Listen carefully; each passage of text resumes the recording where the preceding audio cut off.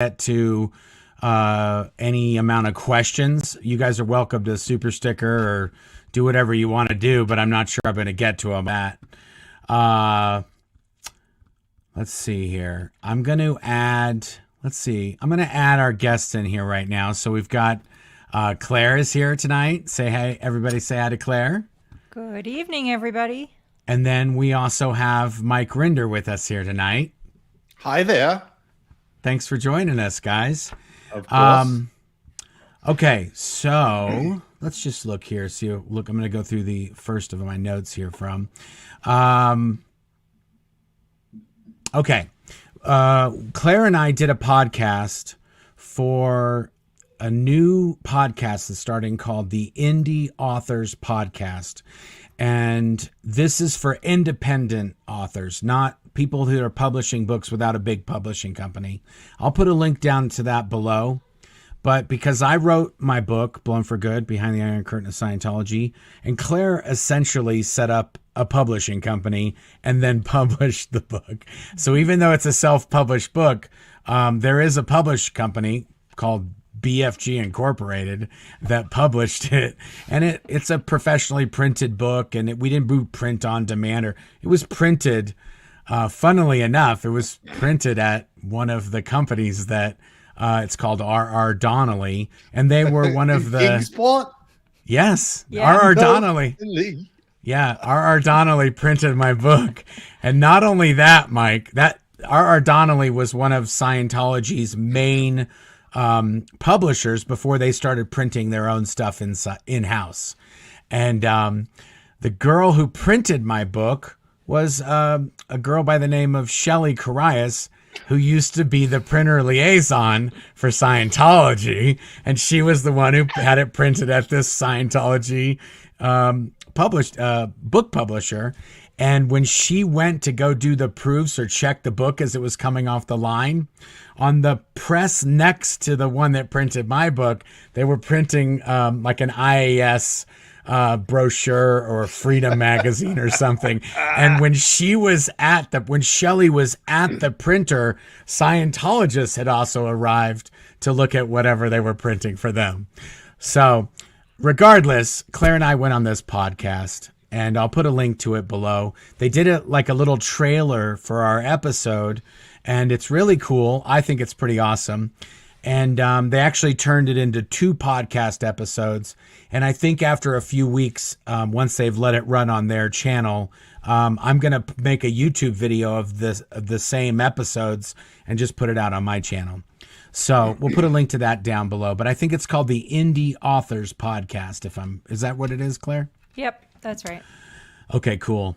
The other thing is, now that Mike's got a channel and Aaron's cranking out videos and I'm cranking out videos, we wanted to do like some semblance of a schedule. So we do on Mondays, Aaron does a live and I do a live, and now Mike does a live, and any combination of the 3 of us will go on the other one's live. On Tuesday morning, we release a podcast on our podcast network. So anywhere where you can get podcasts, on Tuesday mornings, we release a podcast every week. No matter what, we release a podcast. And I have about 20 more episodes already in the queue, ready to go. So that happens every Tuesday.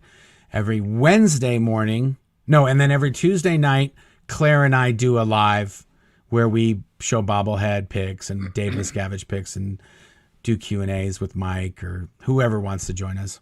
That was so fun the other night. That was such a good one. It was crazy. It was really great. And then Wednesday mornings, we release a pre-recorded video on this YouTube channel, on the Blown for Good YouTube channel. We release like a Spy Files video or maybe an interview we did with somebody. And Claire has already got 4 of those in the pipe that are ready to go as well. So that's what happens Wednesday. And then officially, that's it. That's kind of where that's all we're kind of scheduling and committing to. And then you go, okay, it's Thursday, right? And you're doing a video. Well, I don't know what happened. I I read something or I watched a video, something clicked, and I just lost my mind today and decided tonight I'm doing a live and I'm going to just let it all hang out, and whoever wants to come can come, but we're going to go through this. And that leads us essentially to the next thing that we're going to do. Well, wait, Marc, just yeah. before you go, but because you're on scheduling right now. Yeah. On Saturday, Yeah. I am going to do a live in the afternoon. I'm not sure whether it'll be 1 or 2 o'clock. It kind of depends on your schedule. Yeah. You're coming to join me for that. Yeah. Because I am very sensitive to the fact that people outside of the United States kept writing and saying, "Oh, it's so great," because we did one early. I can't even remember what day it was. We did it on Sunday as a test. Right, Yes. as a And test. all the people from Australia and Europe and all over the place were in there because it's the only time they'd see us live. Right. So we will do one of those on Saturday. Awesome.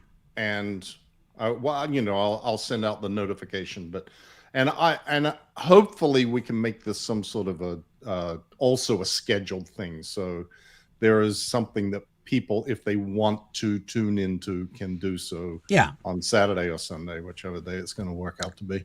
Awesome. Yeah. Sounds good. Claire and I have regular jobs that we do all day long, most days, Monday through Friday. So this stuff is like after dinner nonsense that we participate in.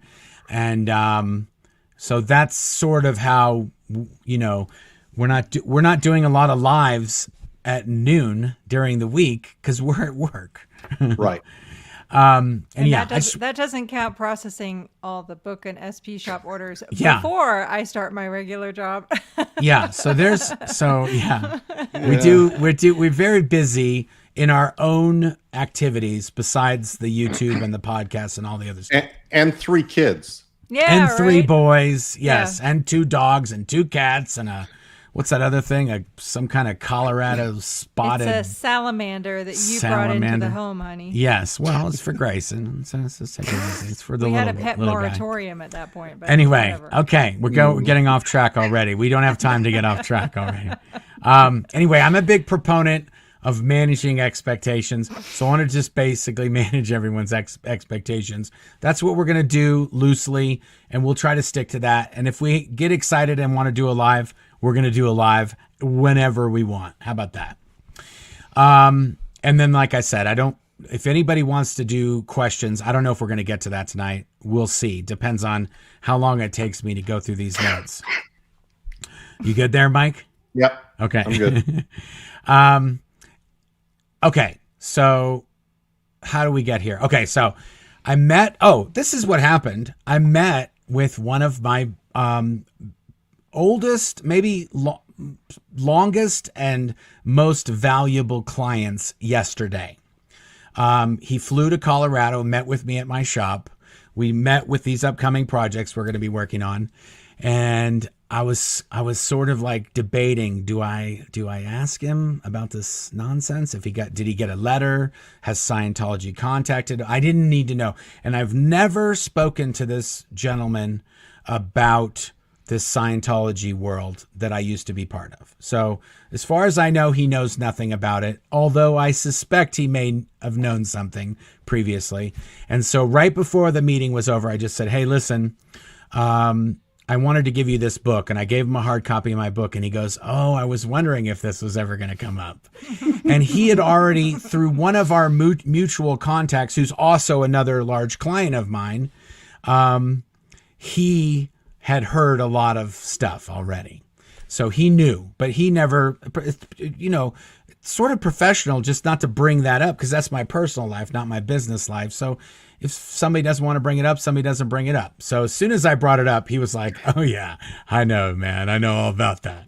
And he actually said, I didn't get a letter. They didn't contact me, but if they had, I would have been excited because I would have been like, you're my guy. Like now you're even more, a good friend or a good business associate. So that kind of ended this whole nonsense for me in terms of worrying about it. Not that it's not whatever they're doing is not doing damage, or that they're not hurting my business, or that I don't like it. Of course, I don't want a website up with me that says I, lick salt off of crackers. But I would rather not have to deal. I would rather not have to have uncomfortable conversations with clients about it at the end of the day when we're trying to get some work done and we're trying to be professional and we have to talk about dirty cracker liquors. It's just not part of how I want to do business. Okay, so that's that. Now, I started thinking, why are they freaking out right now? Because we've been doing a lot of the stuff that we've been doing for 17 years now. Since 2005, 2006, we've been doing the same thing we've been doing for the most part. We may be getting a little bit more successful and we may be codifying things. But this girl, Andrew Gold, did this interview with this gal, and she said, she repeated this line that Scientology liked to play, which is that it's just a small handful of people, full of people on the fringe of the internet, on the grassy knoll of the internet, in the back alleys of the internet. It's just a handful of people. And I was thinking about it and I thought, I'm not sure that that's in any way remotely accurate. Like not at all. Like it doesn't even begin to tell the story of what's been happening just since 2005, 2006. Scientology has been attacking ex-members since there's been members. Since 1950, they've been lighting up people who talk smack about Hubbard or said, oh, it's a scam or it's a money-making racket. They've been playing this game for 70 years. This is not new. And I wasn't alive then, so I can't be part of that small handful that was doing it in 1950. And there was no internet in 1950. So that statement is completely erroneous to describe what's been happening, before the internet happened. And it wasn't a handful. In 1992, there's a list, and I'm going to put a link to it in the description. There's a list, and Scientology used to put this list out on a regular basis, but it's a Scientology's enemies list. And the reason they had to put this out is because people were being declared suppressives and they were being branded enemies of Scientology. Groups, individuals, companies, you name it. And those people were going into Scientology organizations and pretending to be Sea Org members or members. And Scientology would turn over what was those guys, Mike, that went to, was it Denmark or Copenhagen? It was Robin Scott. Yeah, this guy named Robin Scott. Well, Mike, you tell it. You know about it. I only heard about it after I left. Right. Yeah, Robin Scott, who was an ex-Sea Org member and part of what was then the independent field of Scientology, practicing Scientology. John Atack was buddies with Robin Scott. There was a bunch of them in England, and Robin Scott flew over to Denmark, dressed himself up as a Sea Org officer, and walked into the advanced organization, St. Hill, Europe, pretending to be on a mission from Religious Technology Center to inspect their OT materials. And he walked out with them. Yeah. So they gave an ex-member the confidential OT levels. And he didn't show ID. He just had a Sea Org uniform on that looked like he could be from RTC. And they just bent over and gave him everything he wanted. So not to sidetrack, but I was a kid at St. Hill in England when this happened. Morag Belmain was another one of the people that went with Robin Scott. Yep. And her daughter was my best friend. So when that happened, Morag was declared a suppressive person, and her daughter never talked to her again. Wow. Yeah. That's crazy. I was like 6 or 7. Okay. So either way, Scientology created a list of essentially SPs, companies, individuals, companies, groups. Like if you had a loose group of people that you called the Wacky Doodle Five, then you got on the list as the Wacky Doodle Five. So, okay, the list in 1992 is hundreds and hundreds, if not 1,000 people long. And there's a video that has been on this site for 5 or 6 years on my channel that is the Scientology's enemies list. And I'll link to that as well. But it's just a scrolling list of hundreds and hundreds of people. So the fact that they have an enemies list that has several hundred, if not, I haven't counted it, but it could be 1,000 or more. That is also more than a handful of people. So then the more I started thinking about this, I thought, you know what? I want to go through from 2005 forward, and I want to say, this is what's happened, and these are some of the key people that were involved. And I've tried to minimize it to like key things for each one of those years. And in some years it's a lot. In some years I just didn't list that much because there's just so much happening. I just kind of picked out the highlights. So that's what I want to go with you guys tonight, and just give you a sort of the context of this handful of people on the fringes of the internet. And then when we're done, I'll tell you what I figured out and what I, in my heart of hearts, think the reason why they're coming after us so hard right now compared to all these 17 years that have gone by, and they just haven't been as crazy as they're being right now. Okay, so 2005, Claire and I left in January 2005. I left on January 4th or 5th, and Claire left like 20 days later on the 24th or something like that, right? Monday, January 24th, 2005. There you go. Okay. On Monday, I want to say on the 25th or the 26th, Scientology declared us suppressive persons. So I left January 4th, Claire left on the 24th. On the 25th, they were like, it's done, you're declared. I don't even think Claire had gotten to where I was, and they had already declared her a suppressive person. And called in all of my family to tell them called that in they all were the to never family. talk to me again, ever. Yeah, but now here's the thing. They didn't tell us that they had declared us suppressives, and we were like negotiating a peace treaty with them until April, and we had already been declared. Before Claire even got to Kansas City where I was living, we were declared, but we had this peace treaty that we were negotiating with Greg Wilhare or Kirsten Catano or Warren McShane from RTC. We were essentially trying to say, hey, we don't want to cause any trouble. We just don't want to be there. And we want to talk to our families. And they essentially said, you got to come back and do the RPF and route out properly. No, What? they didn't give us that option. I thought at one point they were saying you have to come back and route out Yes. in order for this even a possibility of not getting declared. You're right. Initially, they wanted us to go back and get interrogated and sign all kinds of papers. Yeah. So at the end of all of that, they said, no, the only option is for you to come back and do the rehabilitation project for us. That's there it. you go.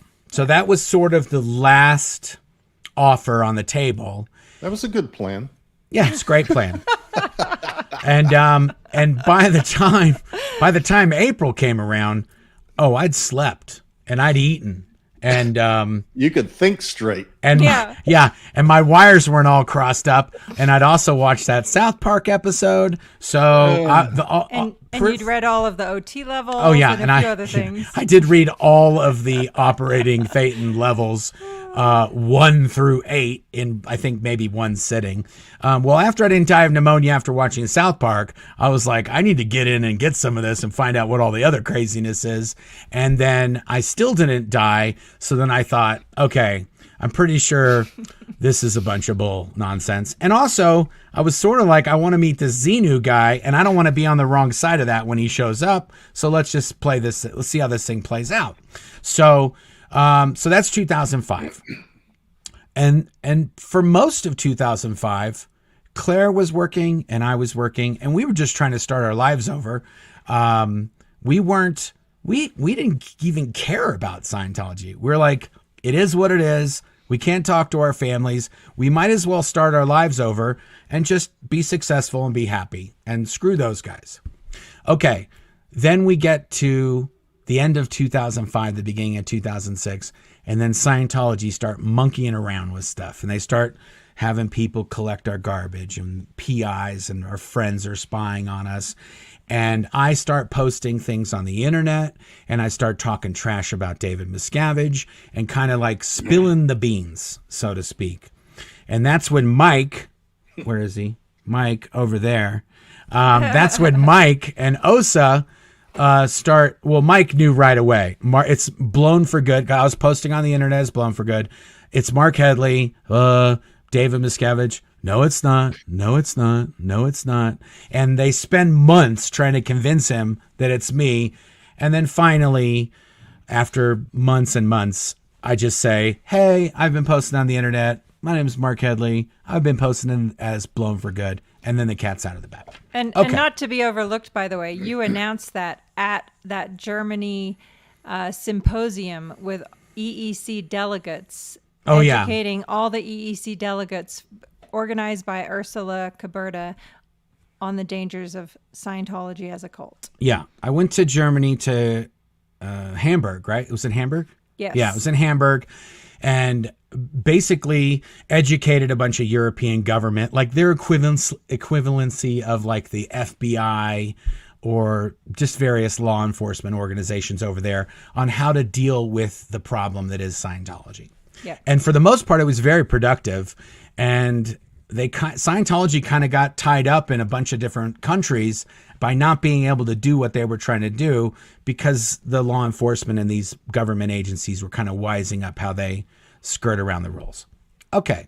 That was part of the handful of tiny people on the fringes of the internet. Europe. Yeah, Europe is part of the handful of people on the internet, the grassy knoll of the internet. Okay. So what else? That's 2006. Okay. In 2006, Claire and I went to a Super Bowl party at this woman's house, Nancy Maney. And Nancy Maney had a few other friends that we knew that were also ex-Scientologists, but there was like a journalist woman there. Her name was Janet Reitman. And Janet Reitman was doing an article that she was going to write for Rolling Stone on Scientology. So Claire and I, we talked to her, and she said, yeah, I want to do an interview. I said, yeah, sure, whatever. Come to, we'll talk in the next few weeks. We'll do a thing. Okay. That ended up being an article in Rolling Stone. Shaun White was on the cover, and it was a special report on Scientology. And so this made a big splash, because most publications at the time weren't kind of messing with Scientology. So it was a big deal. And it also, I kind of thought, that was super easy. Like, we just told our story. Don't exaggerate. Don't go crazy. I'd read a bunch of things at the internet, like they've got automatic machine guns at the main booth and they're all carrying weapons. And you're like, no, they're not. Come on. They might have a gun or two floating around, the security guards, but they don't have AK-47s they're walking around with. That's ridiculous. And the funny thing is there were people above the property where gold was. There's a mountain above gold. And on the other side of the mountain, there is a top secret government facility that's dug into the side of the mountain. You couldn't make this up in a million years, that there is a Lockheed top secret government facility in the mountain that is behind the gold base. And if you go on Google Earth and you go on the other side of the mountain, you'll see these roads just lead into nowhere, and those are going inside the mountain. Anyway, there have been guys up on the mountain with machine guns, and they were not from Scientology. They're from the top secret government facility. So maybe somebody at some point got their stories mixed up. But either way, I start posting stuff, and this girl's doing this article for Rolling Stone, And then 2007, I start leaking all kinds of things. And that's when the Tom Cruise crazy video comes out with him in the turtleneck. That's when the birthday video comes out where David Miscavige and him are walking around in their really super tight, like men's J.C. Penney young men's department T-shirts, and they're like busting out, and they're double handshaking each other to death, and all this other nonsense. And then that starts coming out on the internet, and those are starting to kind of get around, and people are, doing stuff. And correct me if I'm mistaken here, but isn't it 2007 when you bailed too, Mike? Yes, June. Okay. Good. So in the middle of 2007, Mike Rinder escapes.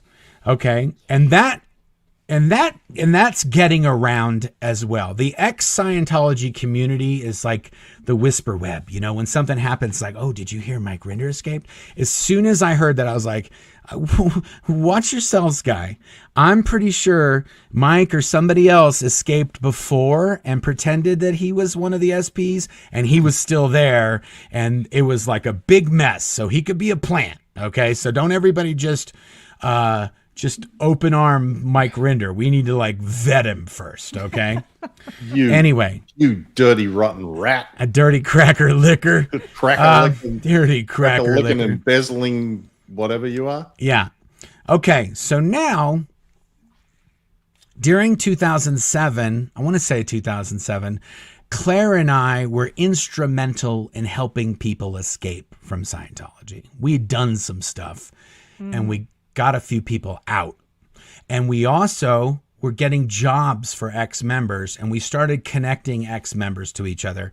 And this kind of sort of started in 2006, but in 2007, it sort of was like, oh, Scientology, for some reason, not only do they not want us to talk to our Scientology families, but for some weird reason, they're super concerned about SPs talking to other SPs. And I thought, that is super weird, because if we're gone, we're gone. How are you going to control? I'm an SP. I have superpowers now. That's what SP stands for. How are you going to stop me from talking to other SPs that have these powers unite? That have these SP powers. So it was like this is weird. They don't want us to talk to each other.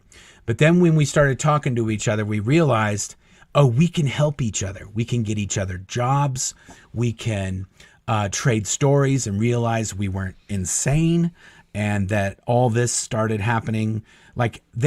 All of us thought we were the problems, and that's why this wasn't working out. And then when we started talking to each other, we're like, oh no, Scientology's the problem for sure, not us.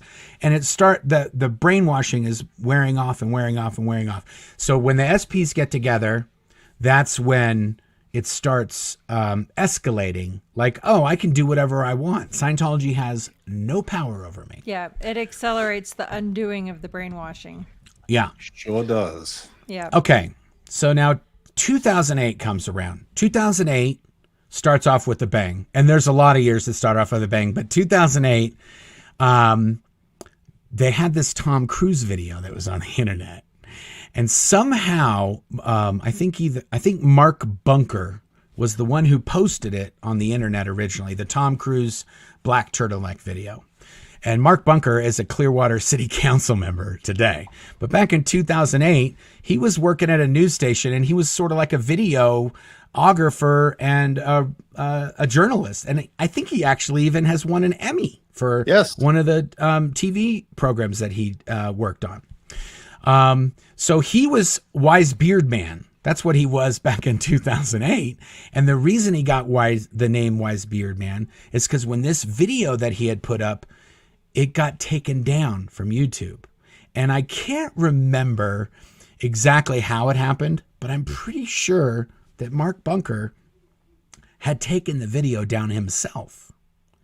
Well, this group on the internet, Anonymous, which was like a loosely collective of internet folks, guys, gals, and kids and adults that are hackers and all kinds of people, judges, lawyers, and all kinds of people, would go on these websites, and they called themselves Anonymous. when they thought that Scientology had taken that Tom Cruise video off the internet, they were like, oh no, I don't think so, Scientology. The internet is our domain. You got no place here to be censoring anything that we're doing on the internet, like you've been censoring your members and pulling all this nonsense for the past 50 years or whatever. Anyway, in January of 2008, Anonymous issued essentially like a warning video to Scientology saying, it's on, mofos. You're now in our sites and we're going to deal with you as somebody should have done all along. And they started just doing all kinds of insanity. And Marc Bunker, of all people, was like, whoa, guys, don't do anything that's nefarious. Don't do any dastardly stuff. Scientology, that's where they live. That's their wheelhouse. Just do things that are legal and righteous and not silly nonsense like sending, 20,000 black pages to every single Scientology fax machine in the world simultaneously. Don't do that. They'd already done that, but don't keep doing that. That's a fair bit of nonsense. And in February, they took all the internet protests and they brought them what's called IRL, in real life. And they showed up at all the Scientology orgs all over the world. Over 9,000 showed up all over the place, and they were protesting in real life. And Scientology had no idea what to do with this. This caught them completely off guard. People were in Los Angeles and Hamburg and Atlanta and Georgia, everywhere around the world where Scientology existed. Anonymous showed up, and Scientology is like, oh, we made it through that. That happened on February. Well, when Scientology thought it was over, Anonymous was like, oh, we're coming for the birthday game, L. Ron Hubbard's birthday game on March 13th. We're coming back next month too.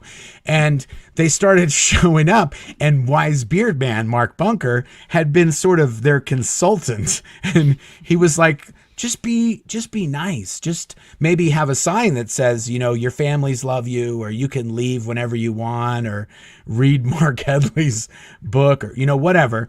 And hadn't read a book by this time. That happened later. But so in March, they showed up and they started singing happy birthday to L. Ron Hubbard, all these protesters, and also demanding cake. We want cake, or where is the cake? That was a funny meme for a while. And also anonymous people would just show up randomly to Scientology organizations with a ghetto blaster or a boombox and just start funky dancing out front of the org with picket signs and weird masks and stuff. Anyway, so this is all happening in 2008, and this is getting pretty crazy. And that sort of kind of sets the stage for the next bunch of years. 2009, things start heating up.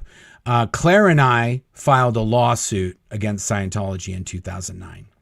And the lawsuit had claims of human trafficking, labor violations, assault, a bunch of different things. And when that happened, I thought, you know what? If I'm going to do a book, I should just do it now, because we're already in the middle of a lawsuit with them. They haven't sued me or done anything up to this point. If they're going to do that, they're going to do it now. I might as well just write the book. So by the end of 2009, I came out with my book. But during that time, I met up with some Scientology celebrities that were debating whether or not they should leave Scientology. And I actually helped Marc Bunker produce a video an interview that he shot with Jason Begay. And that Jason Begay video was a big deal for Scientology, because Jason had been in all these Scientology training films over the last decade, up till this time in 2000. I want to say this was 2008, 2009. And he basically said Scientology's bullshit, and they lied to me, and they took my money, and I got nothing to show for it. And now that I tried to tell them that they're full of shit, now they're attacking me, and they start fair gaming Jason. And then there's another guy who was in the orientation film named Larry Anderson, and they're fair gaming him, and he wants to leave Scientology. And then a whole bunch of other Scientology celebrity kind of crowd people are also leaving, and then they're connecting up, and we're all meeting and talking. And there's a project that they started about that time, which was Tommy Davis and Jessica Feshbach. And they were essentially going around to every single ex Sea Org member that was from the Imp base and even other ones. And they started saying, hey, listen, we don't mind if you guys talk to other SPs, but you can't talk to Marc and Claire Headley. And they made these hate binders. And these hate binders, I want to say they were probably like 2-3 inches thick. And it was just pictures of us, documents about how we were, Xenu spawn from day one, and how I tried to drown my mom at 6. And the whole time we're being promoted to the highest levels of Scientology after all these incidents happened, because Scientology, I don't know, they don't know how to pick how people are, they don't know how to decipher if someone's a suppressive or someone should be promoted to the international headquarters of Scientology, and like Claire, to almost to the very top of RTC. Somehow they don't know this, but so they have these binders, and Tommy Davis and Jessica Feshbach go around to all these people and they say, listen, you can't talk to these guys, and we don't want any trouble with you, but Marc and Claire are attacking and they're evil, so definitely don't talk to them. And if you sign these documents newly, these documents you've already signed a bunch of times, but if you sign them newly and you take this check from us, then we're good, you're good, you can talk to your family, you can do whatever you want. Even though you're a suppressive and you left the Sea Org or whatever the circumstances is, you're good to go. You get a free pass. Well, a lot of these people that they're meeting with, they would call us afterwards and they say, this is what we just happened and this is what we met. And a bunch of people cashed the checks. And even I said, if you want to talk to your mom, take the money and talk to your mom. I'm not going to tell you what to do. And a bunch of people took the money, and a bunch of people have never spoken out. And a bunch of people told them to go F themselves and didn't take the money. And you've heard from a bunch of those people. Okay, so let's see what we got here. I'm just trying to, I have some notes. I haven't really been following them. Let me just add something hugely significant in 2009. Please. The Truth Rundown series in the Tampa Bay Times. Yes. Or the St. Pete Times. Yeah, so that's one of the notes that I have here. And I think 2009 was also the reemergence of Marty Rathbun. Yes. Okay. That was the cause of the reemergence of Marty Rathbun and the arrival of me in the speaking out publicly world. Yes. Yes. So the Truth Rundown was a series that the Tampa Bay Times did, and it had, I want to say 10 ex-members, some of which you never heard from up until that point, and some of which you didn't really hear that much from afterwards. Like the guy, that Reg guy that used to work at Flag. Yeah. Well, his article came later. Okay, but either way, there was a whole bunch, it's a whole bunch of articles that came out in this series called The Truth Rundown. And The Truth Rundown is sort of a hidden meaning, because in Scientology, they have something that is called The Truth Rundown. And don't you have to isolate the earlier evil purpose? Ultimately, yes. You have to find out who gave you the idea, whatever this bad idea is that you have. Yeah. That, David Miscavige doesn't know what he's doing. Where did you get that? Who first gave you that idea? Where did you hear that idea from? And then when you finally narrow that down, and some poor sucker becomes the who for having spread the idea that, because the Truth Rundown is perfect. It gives you an opportunity to blame someone else instead of blaming yourself. So you get to blame and shift it off into someone else. But then after that, you're supposed to find the evil purpose or destructive intention that prompted you to believe that or accept that black PR about a good, well-intentioned person like David Miscavige. That's right. Yes. And And how about the most poetic justice of all? The name of the newspaper that comes out with the truth rundown is called the SP Times. Like, you can't make this up, okay? So that's a sign. Okay. So which, then, by the way, were taken out of every newspaper box in Clearwater. oh yeah, the Scientologists right. went and bought the newspapers because they didn't even buy them. Well, yeah, they put in a quarter, opened it, and took everything that was in there. Yeah. So they just stole them all. Yeah, Yep. and they did it at the supermarkets. They did it at the newsstands. They sent Sea Org members and Scientologists all over Florida to scoop up all the magazines. Well, guess what, Scientology? That's what the internet's for. Anyway, and you can likely you can still read. I don't know if it's behind a paywall now, and now it's the Tampa Bay Times. But either way, so that happens in 2009, and this whole time, we're just doing our thing. Claire and I are doing our thing. And I think we're in the article. Yep. And so now that we're in this Tampa Bay Times thing, Scientology has a new idea. Let's make a magazine called the Freedom Magazine, which they've had since the 50s or the 60s. And they make a whole magazine about everyone that's in this, that spoke to the Tampa Bay Times or SP Times and participated in these articles. And Claire and I are in there, and Mike and Marty and all these people. And they made an entire magazine about us, and they sent it out to all the Scientologists. Okay?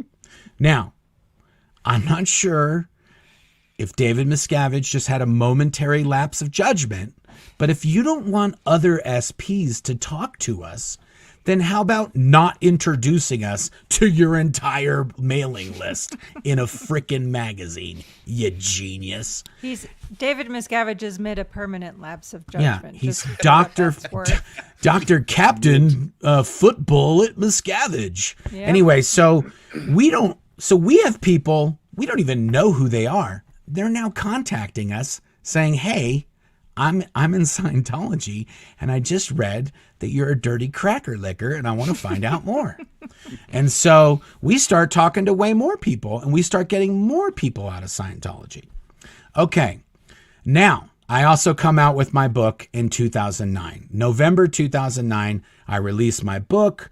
On the heels of the Tampa Bay thing, the book is a huge hit. And I'm selling lots of books, and I'm talking to families and Scientologists, and this is going like, now I'm like, hey, but everybody's going, well, now you're going to get sued by Scientology because you just did a book, and you listed out all this stuff that happened at the Ent Base.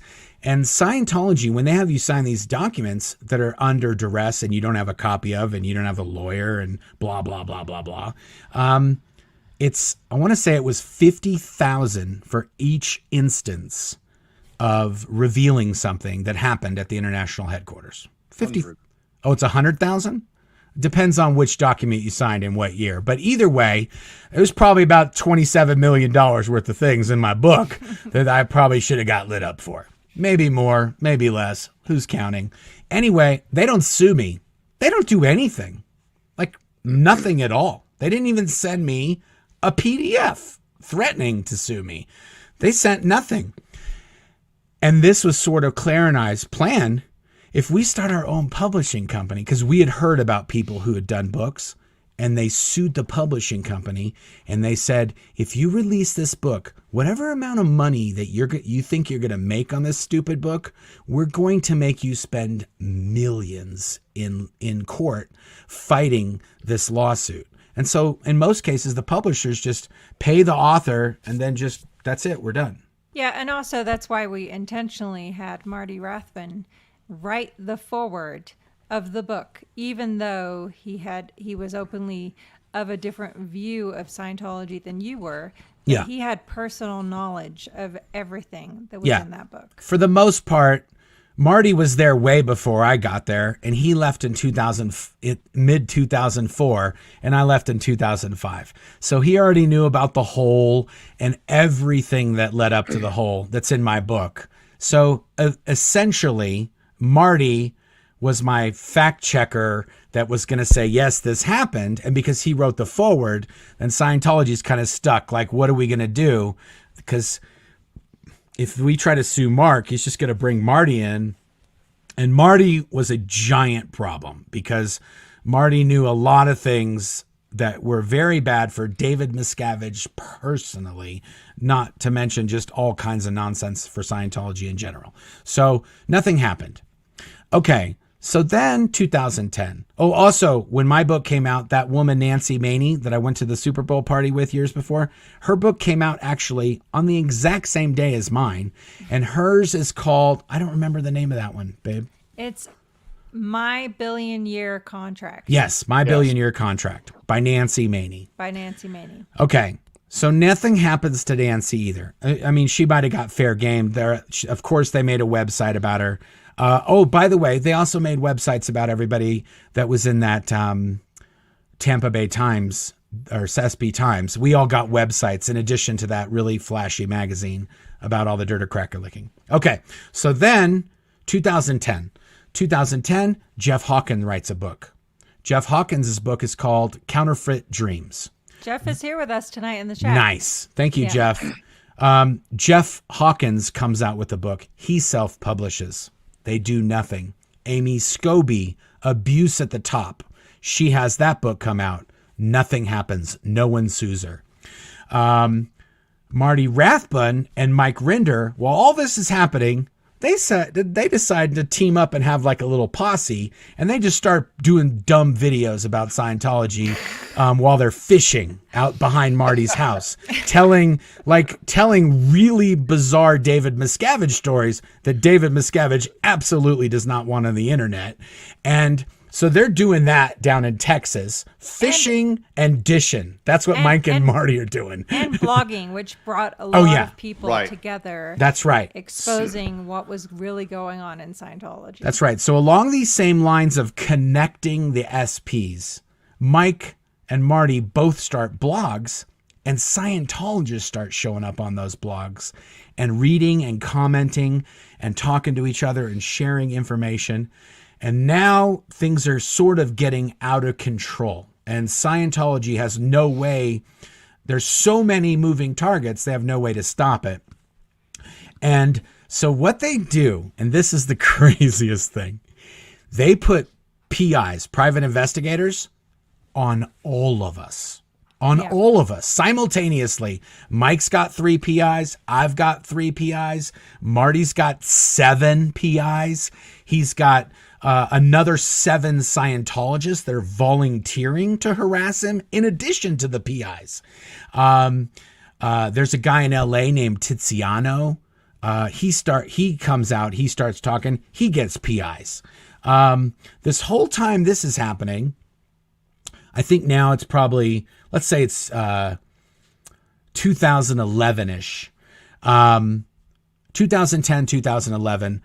There was one time when Mike and Marty went to go see Tiziano, and there was a guy who had he either just escaped or he's I can't remember the timeline, but Mike and Marty and this guy Tiziano, they had a convoy of private investigators following them down Pacific Coast Highway. Like PIs in front of them, PIs behind them, PIs behind the PIs, another PI behind that, a PI waiting to where they were going, and a PI waiting at the place they had just left from. There was just PIs everywhere.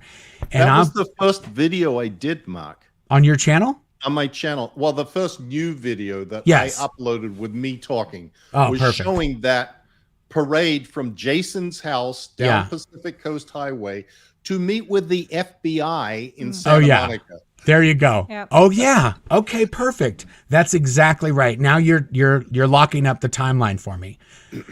Okay. While all this is happening and all these PIs are everywhere, Mike, Marty, Claire, myself, we are Amy Scobie, Tom DeVocht, we are all official confidential informants for the FBI. All of us. we are looking at government drone footage of the property to see where people are going to at certain points of the day. We are going and meeting with the FBI and telling them, okay, with maps of the property, okay, this is where this is where Dave's office is, this is where this is where they keep all these files, this is where David Miscavige's secret recordings are, this is where this is. Not to mention testimony of all the abuses we personally witnessed, and on and on and on. This is going on, I want to say, for all of 2010. Yep. Okay. So now, there's some news going around that there's a writer who's doing an article for the New Yorker, and his name is Lawrence Wright. Now, Lawrence Wright is going to write an article about Scientology. Well, Scientology, this whole time, remember those hate binders I was telling you they were showing everybody of Claire and I? Well, by 2011, everybody's got hate binders. Mike Rinder's got a hate binder. Marty Ratham's got a hate binder. We all have hate binders. And these hate binders are jam-packed with goodies.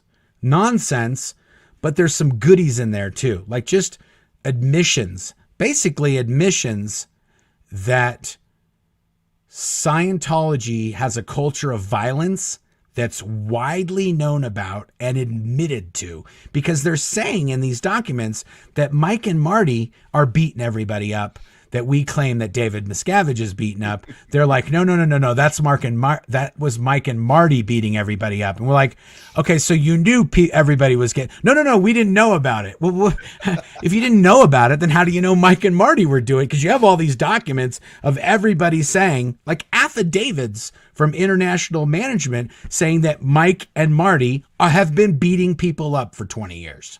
And so you go, how do you know about it, but you don't know about it? And they started kind of walking down this path. And this is where they screwed up, because in their policy, it says attack, never defend.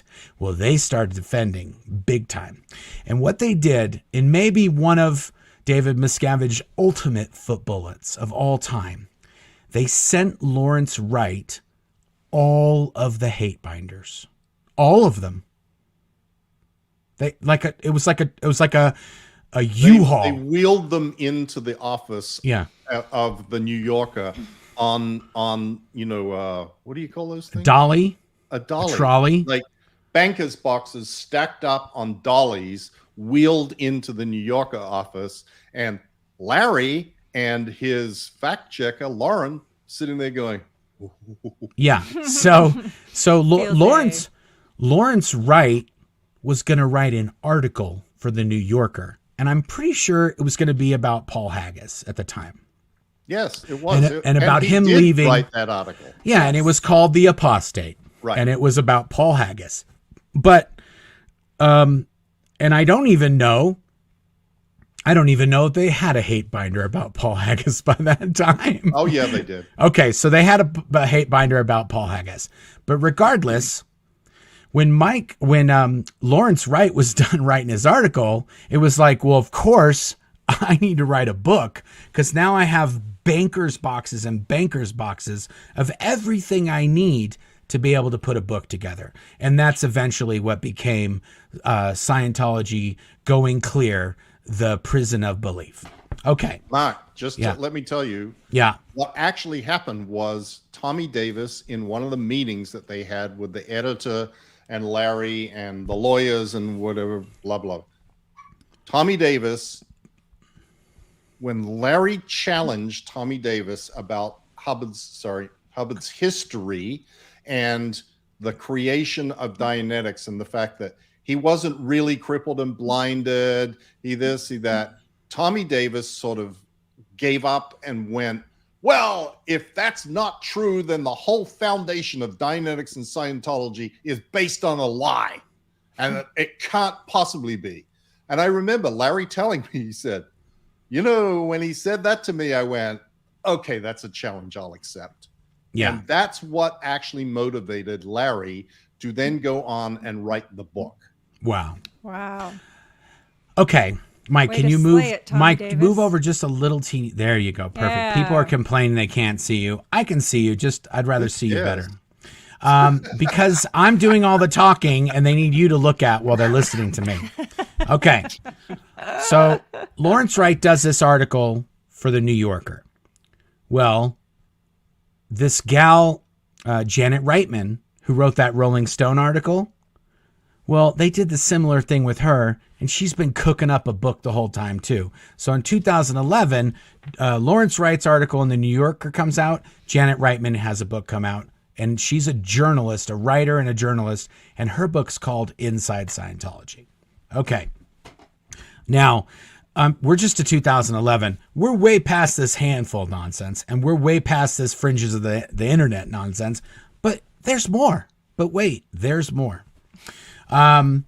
So Claire and I in 2011, Claire are like, we're done. LA, Scientology is like full court press. We got PIs. I got PIs watching me buy eggs at Ralph's in LA. We had Scientology film crews in our front yard. Yeah, we had a Scientology film crew with a boom mic and a camera and the whole thing. And we're watching a Lakers playoff game or something. And we're like, this is crazy. Okay. We're done. And because LA has this thing with the paparazzis are essentially stalkers with a camera.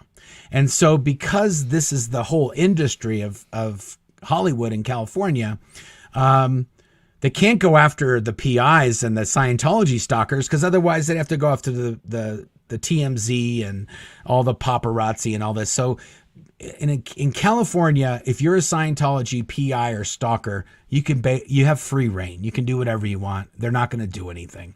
You can call the police and they'll be like, yeah, okay, maybe don't come again. Okay, so Claire and I decide we're moving to Colorado. When we are driving from California to Colorado in the frickin' moving van, and I had my company van and our personal vehicle, we're driving those cross country. Scientology has people following with us in cars and sticking cameras out the window on the highway, filming us leaving California. That's how long they followed it. They followed us like they took us to the state line and they were like, okay, they're going, they're out, they're done. They're not pretending, they're actually moving. And then we moved. And when we got to Colorado, we thought that's the end of it. That'll be that. We're in Colorado. We're going to do our lives and have our kids and forget the LA nonsense. Let's get out of Los Angeles. What were you going to say, Claire? I was only going to say the guy that was following me, I was driving our car with our two kids at the time and our dog. He had a camcorder mounted in the middle of the car and was filming me driving down the freeway. It was insane. And I thought when I saw them, I was the one driving the giant, Ryder moving truck. Yeah. When I saw them, I think, oh my God, they're following me. And then I think the next time we stopped or whatever, I was like, you know what? They were videoing me. And Claire was like, yeah, they were videoing me too. And I was like, no way. We weren't even together. I'm driving a giant truck that takes forever to get up a hill. Anyway, they videoed us leaving. And the funny thing was we left like in the morning sometime, I think. Yep. And by the time we're on the highway or whatever, it's like, 11 o'clock, noon. And of course, on the hate side, they're like, and the Headleys in the dark of the night packed up their stuff and slipped out of town. And you're just like, it was like 10:30, you maniacs. You were videoing us in the middle. Yeah, we had like a bon voyage of people on the lawn like, okay, nice to know you. And we're like, yeah, we're never coming back here. We'll see you never. And then, anyway, whatever. Okay, so this is 2011. Okay. In December of 2000, and by the way, this whole time, Scientology's got hate websites. They're paying for Google ads. They're putting out their freedom magazines. They're smearing us full time. Okay, fine, whatever. Uncomfortable, but seemingly ineffective. In December of 2011, we go to this SP New Year's party down in Texas. And it's at this guy. He used to be in RTC, or he used to be in at the International Management. And we're friends, and we all know each other. And there's a whole bunch of other people there that used to be in Scientology a long time ago. And we're having fun. We're talking. And there's some people that used to be at the headquarters there. And I want to say around 10 o'clock, there's all this stuff going around like, oh, you heard what's going to happen, right? We're like, no, what's that? There's a lady who used to be a head honcho in Florida. Her name is Debbie Cook. And Debbie Cook, she was the captain of the Flag land base. That's that big giant facility that they have in Clearwater. She was the boss of that place. Well, she had gotten promoted and went to the ant base. Sorry, I got a lot of air. It's all decided to come at the same time. When she got to the ant base, she was promoted to the ant base, and David Miscavige brought her there so she could kick ass like she'd been kicking ass in Florida. And of course, within no short amount of time, she ends up in the hole with all the other Scientology executives. And they essentially are torturing this woman. They put her in a trash can. They're pouring water over her. They're calling her all kinds of not safe for YouTube names. And she bails. She's like, I'm out.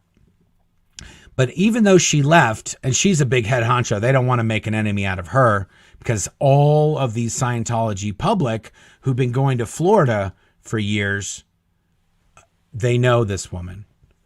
Anyway, we're at this party, and they're like, hey, Debbie Cook's going to send an email to the whole Scientology, like all the top level publics, the OT6s and 7s and 8s, and they're all going to get this email, and she's going to tell them all that David Miscavige is driving Scientology into the rocks, and he's evil, and these are all these horrible things that happen that aren't per L. Ron Hubbard's policies. So she still believes in Scientology, but she's seen that David Miscavige is insane, and he's doing horrible things, and he's mistreating essentially all of the people that are the executives of Scientology. Okay. I don't think I've ever heard your version of this, Mike. Because you weren't there. He wasn't at the party, but he was he was talking to Debbie. Well, I know. That's why I'm asking. Well, and I was going to say, I would characterize that email slightly differently, Mark. She did something that nobody else had done before. She took all of the L. Ron Hubbard policies about fundraising and how you don't ask for money for buildings and all of that sort of stuff, and laid it all out and said she didn't really go into the abuse and violence at the ant base. She said, look, Scientologists, this is all not what L. Ron Hubbard says to do. What is happening to you is not what he said should be happening. You should not be being asked to pay for buildings. You shouldn't be being regged for the IAS. You shouldn't have to do this. You shouldn't have to do that.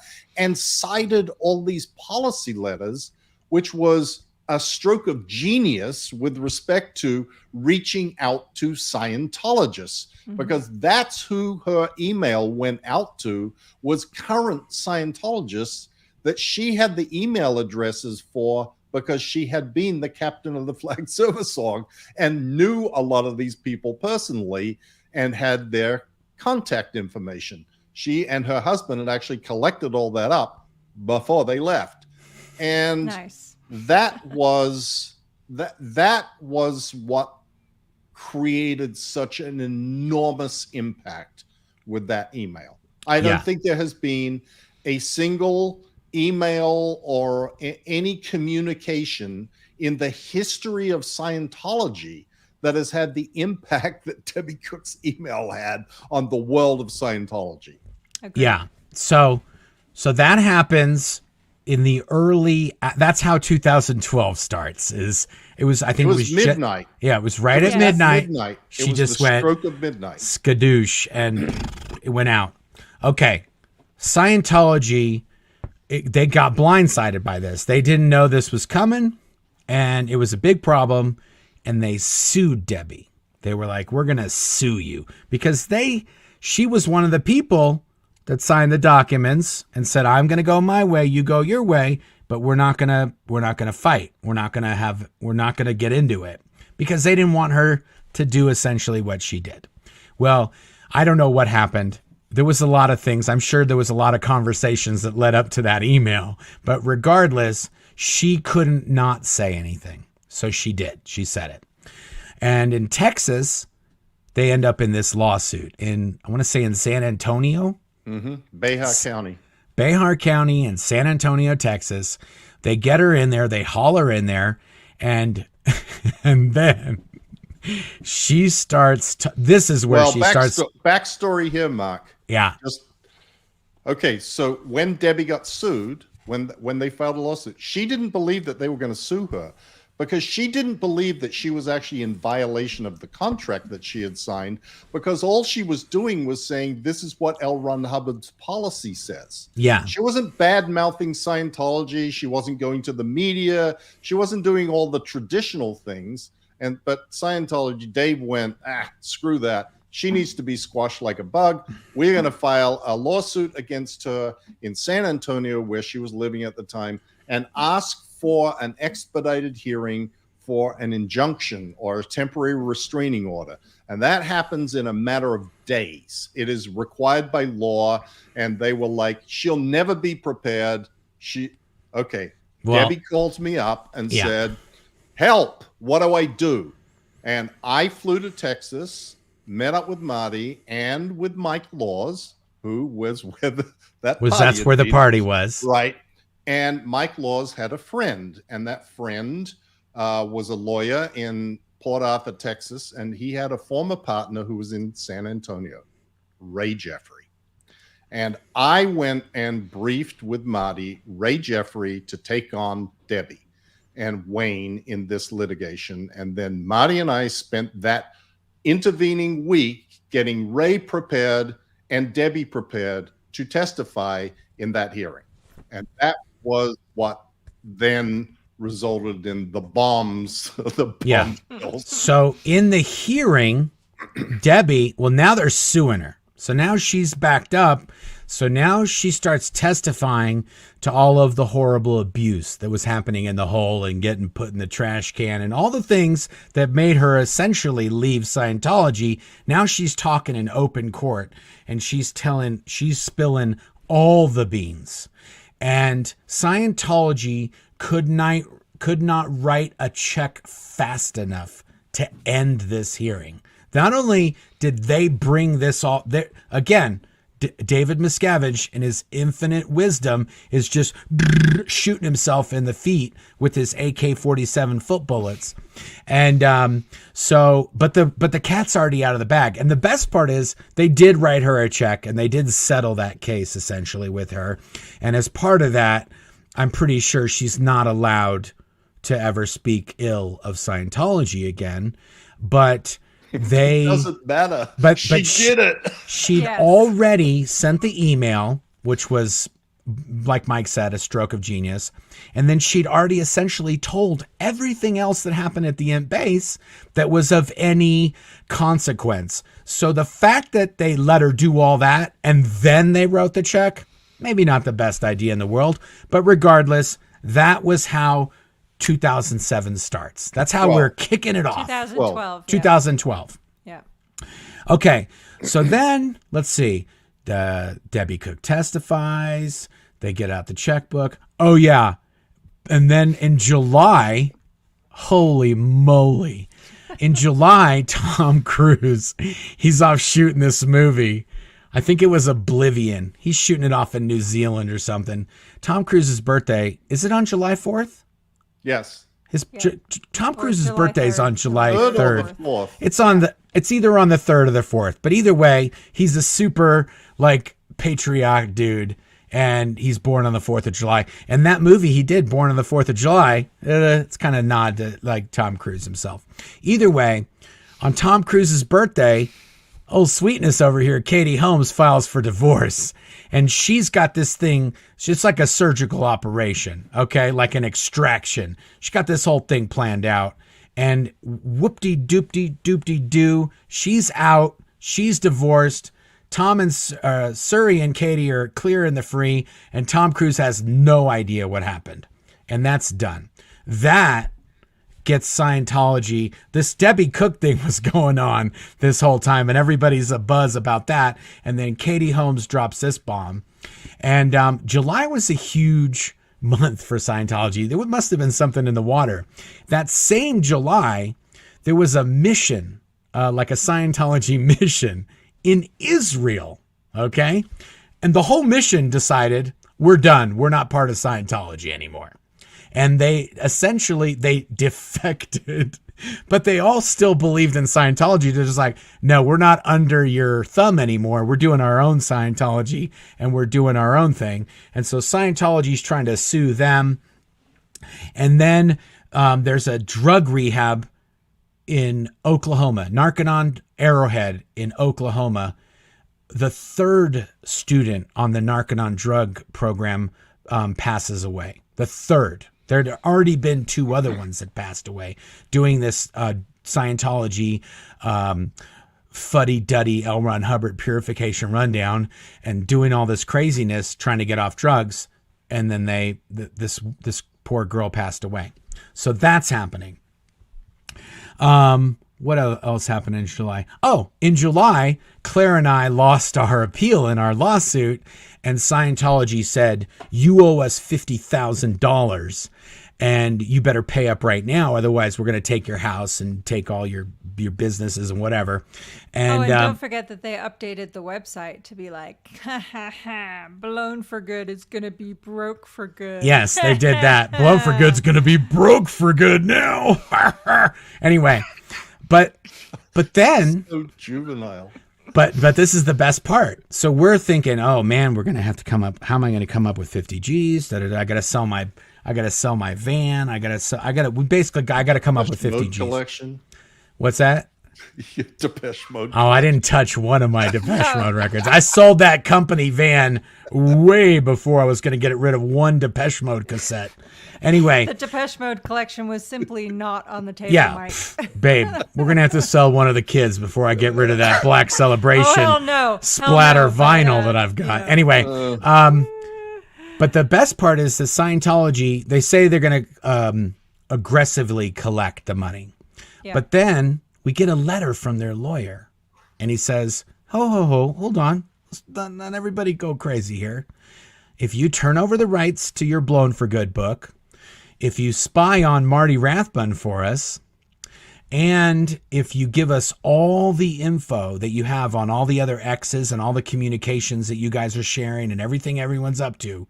Any communication we'd ever had with any media or any ex-Scientologist. And don't forget the most important point, that we would never, ever speak publicly about Scientology ever again. Yeah. If we complied with those. They would waive the $50K legal fees. Just make it disappear. It's done. And it said, on one hand, you shake hands with RTC, and on the other hand, you shake hands with Scientology, that you have no more claims, you have no more arguments or complaints or anything, and it's done. And you don't owe us any money, and we won't do anything to you, and we're all good. And I said, big F you. Here's $50K. And I was trying not to do that, Mike, for my for the YouTube. The algorithm sees that middle finger, that American bird, the eagle of justice. We could. How about this? How about this one?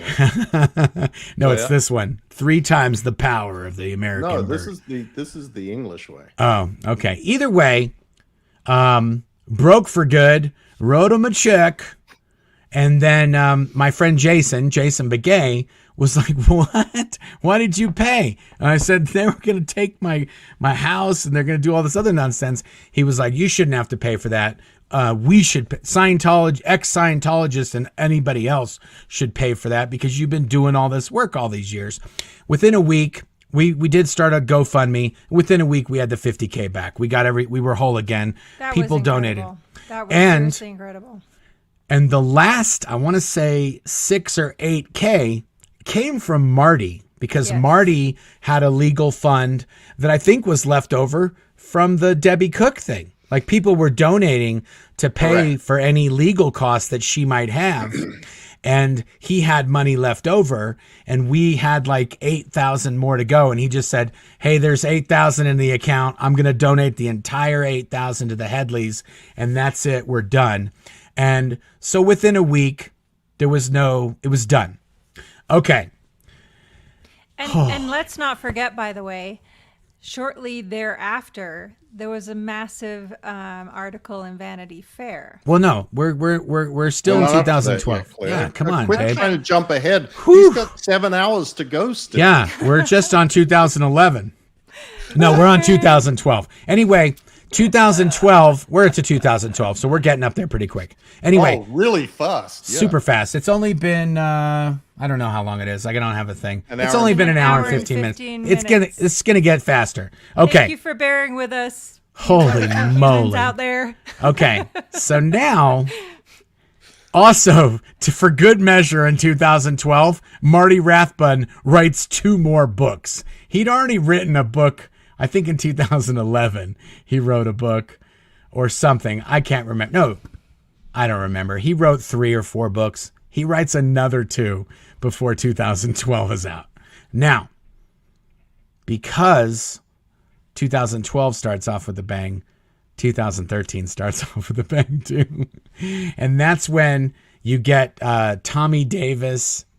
Was that the one where, the guy, John Sweeney, the guy from Yelling at Tommy Davis fame, comes out with a book called The Church of Fear. And it is inside the weird world of Scientology. And to promote that book, John Sweeney and I go to one of the CST secret bases in New Mexico, where we are promptly turned away from the gates after traveling 9 hours to get there. Anyway, that's when Going Clear comes out from Lawrence Wright. So that's the book that he decides to write when he does that New Yorker and the whole conversation that Mike said happened with Tommy Davis. That comes out in 2013. And then what do we have? Oh, Leah how do you say her last name? It's Remini. Leah Remini. I always confuse myself on the right way to say it because Oh my God, you know how to say it. Just stop talking. The whole time I was in Scientology, I called her Ramini. Leah Ramini. The entire time I was in Scientology. She's Good gonna job, smack Marc. you next time we Anyway. see her. Good job. So sometimes I when I'm thinking back You're in not even getting crackers next time you go Yeah. to the house. Anyway, so she files a police report saying, "Where's Shelley?" Okay, that makes a huge deal. And also, Marty's wife, Monique, files a lawsuit against Scientology because up until this time, remember when I told you they put PIs on everybody back in 2011? That never stopped all the way up until 2013. And they had PIs following Marty every single day, all day. They were buying or renting houses all around him. They had a camera. It was a whole bunch of nonsense. So his wife, Monique, sues Scientology. That year, Jenna Miscavige Hill, David Miscavige's niece, releases a book. And it's called, what was her book called, babe? Beyond Belief, My Harrowing Escape from Scientology. There you go. Yeah. That comes out. And then a TV show comes out that has been being shot while all these Scientology PIs, and they have this group called the Squirrel Busters that have been filming Marty. Like, we're producing a documentary on Marty, a Scientology documentary, but it's just PIs and OSA volunteers.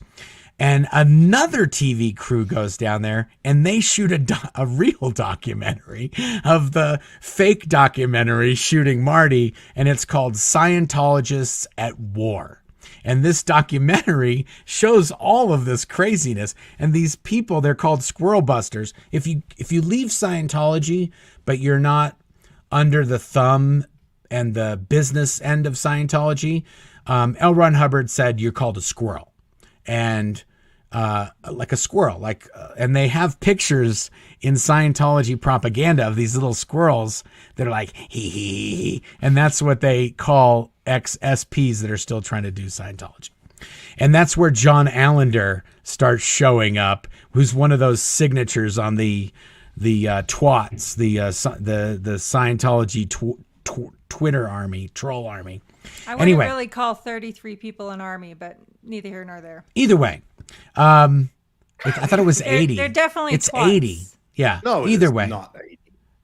I thought the list was 80. It's 80 accounts. It's a small handful of. Trust me, honey. I have a spreadsheet. It's 33 names. Okay, good. Fringes of they're Scientology. twats, but they're not an army. Okay. Either way, also 2013, for good measure, Marty writes another book that comes out. Now, 2014, it's leaked that there is a documentary that's being put together by HBO by a guy named Alex Gibney. And it's likely going to be based on the Lawrence Wright book of the same name, Going Clear. It's also leaked that Louis Theroux is working on a movie, which Marty and I have been shooting for a bunch of 2013 and into 2014. And then there was a huge birthday party in Las Vegas with a ton of SPs, like handful. It was like, I don't even know how you can't. It was hundreds of SPs. It was like an SP convention, and there's a video. There's a video of me busting this PI. That's as I'm walking into this SP party. I see these two schmoes filming everybody walk in, and I'm like, how is this a bunch of ex-Scientologists don't even think that these PIs are videoing us? Anyway, so there's a whole video on that. You can look at that. I also go to the Imp base with a Danish film crew, and Scientology sends all these Sea Org members out onto the highway to scream and yell at me, which the Danish film crew are like, we couldn't have planned this better if we tried. This is like, we're good. This is going to be the best Scientology show ever. And then to wrap up 2014, it's announced that this rumored Scientology project, Going Clear, is actually going to be debuted at the Sundance Film Festival in Utah. Yeah, but now you have skipped over Vanity Fair. And the only reason I'm bringing up the Vanity Fair article is because two things. Number one, there was a lot of exposure regarding Shelley Miscavige in that article. Yeah. Mm-hmm. But number two, and which tied back to our lawsuit, they alleged that, the way that we paid that settlement was because we were paid by Vanity Fair. And for the record, you can audit all of our accounts. We've never gotten one penny. So go write that in your diary, Osa. Yes. Anyway, so that as well happened. Now, 2015, Mike, I actually flew to Sundance from here in Denver, and the plane that I got on, did we trade seats or did I sit next to you? No, we sat next to one another. Yeah. We had booked them that way. Okay. I thought had flown in on a connecting flight through Denver and then arranged you get on the same plane. Yes. And we had seats next to each other. So I went with Mike to Utah, and right as we were about to get off the plane, I said to Mike, hey, I got an idea. Why don't you go ahead of me and then I'll hang back and then I'll see if I can see any PIs, and I'll try to shoot video of them or take a picture or whatever if I see any. Anyway, of course, this guy, this Harley Davidson jacket wearing long haired dude he's so overtly taking pictures of Mike that you don't have to be a sleuth to figure out that he's the one who's waiting for us. But the pictures I take of this just happens to be that this is a PI that's been working Amy Scobie in Seattle, and that he's been on them for months and months before he shows up in Utah. It's just a regional thing. Like if there's a guy that's in Seattle and we're going to Utah, like, hey, why don't you just head on over to Seattle or head on over to Utah. We got somebody getting on a plane. And then Mike and I have all sorts of hijinks at Sundance, which we should probably do a video of someday, because there was so many awesome things that happened at Sundance, and just too many to get into here. But there's a lot of juice that happened at Sundance that was pretty amazing. And I will tell you that I don't cry a lot, but I cried when that movie was over and the people in the theater were clapping and cheering, and they knew we were there in the front row, and I'm almost going to cry right now. They were cheering us. They were cheering us like we were freaking heroes. And I was sitting with a bunch of celebrities. I was sitting next to, I want to say, that kid from the Hobbit movie.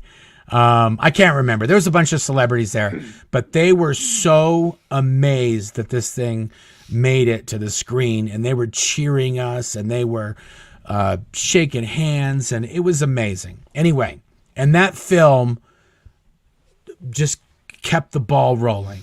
That film, whatever was happening, it just picked up more steam and kept going. Anyway, and then just as a side note, just because I have to say it, there was one person that pissed me off at that opening at the Sundance thing, and that was Alec Baldwin.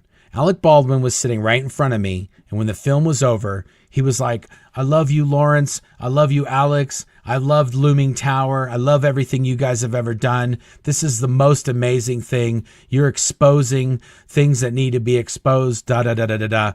Anyway, the next day, Alec Baldwin, there's a picture of him that comes out. He's shooting Mission Impossible with Tom Cruise in Europe. And I'm like, you freaking douche nozzle. You were just at the movie where it talks about how this guy's up to all kinds of dastardly shit, and now you're shooting a movie with him. Great. You lose. I'm done with you. Okay. Louis Theroux's movie, My Scientology Movie, comes out. Oh, yeah. And then in the end of 2005, this rando dude named Aaron Smith-Levin. 2015.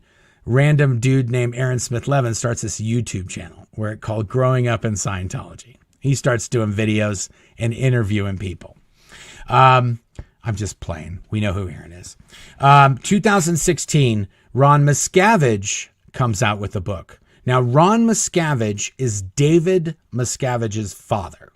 And Ron Miscavige comes out with this book, and you think, oh, they're just going to pay him and make him go away. No, he gets the exact same treatment as Mike and me and Claire and Aaron and everybody else. David Miscavige's father, career criminal, everything he did was horrible. Rapist. He's don't say that word, Mike.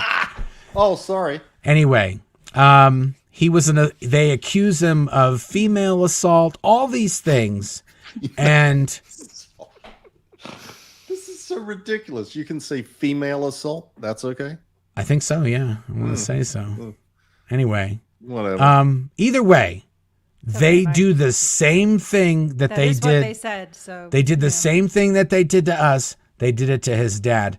And not only his dad, they did it to his brother.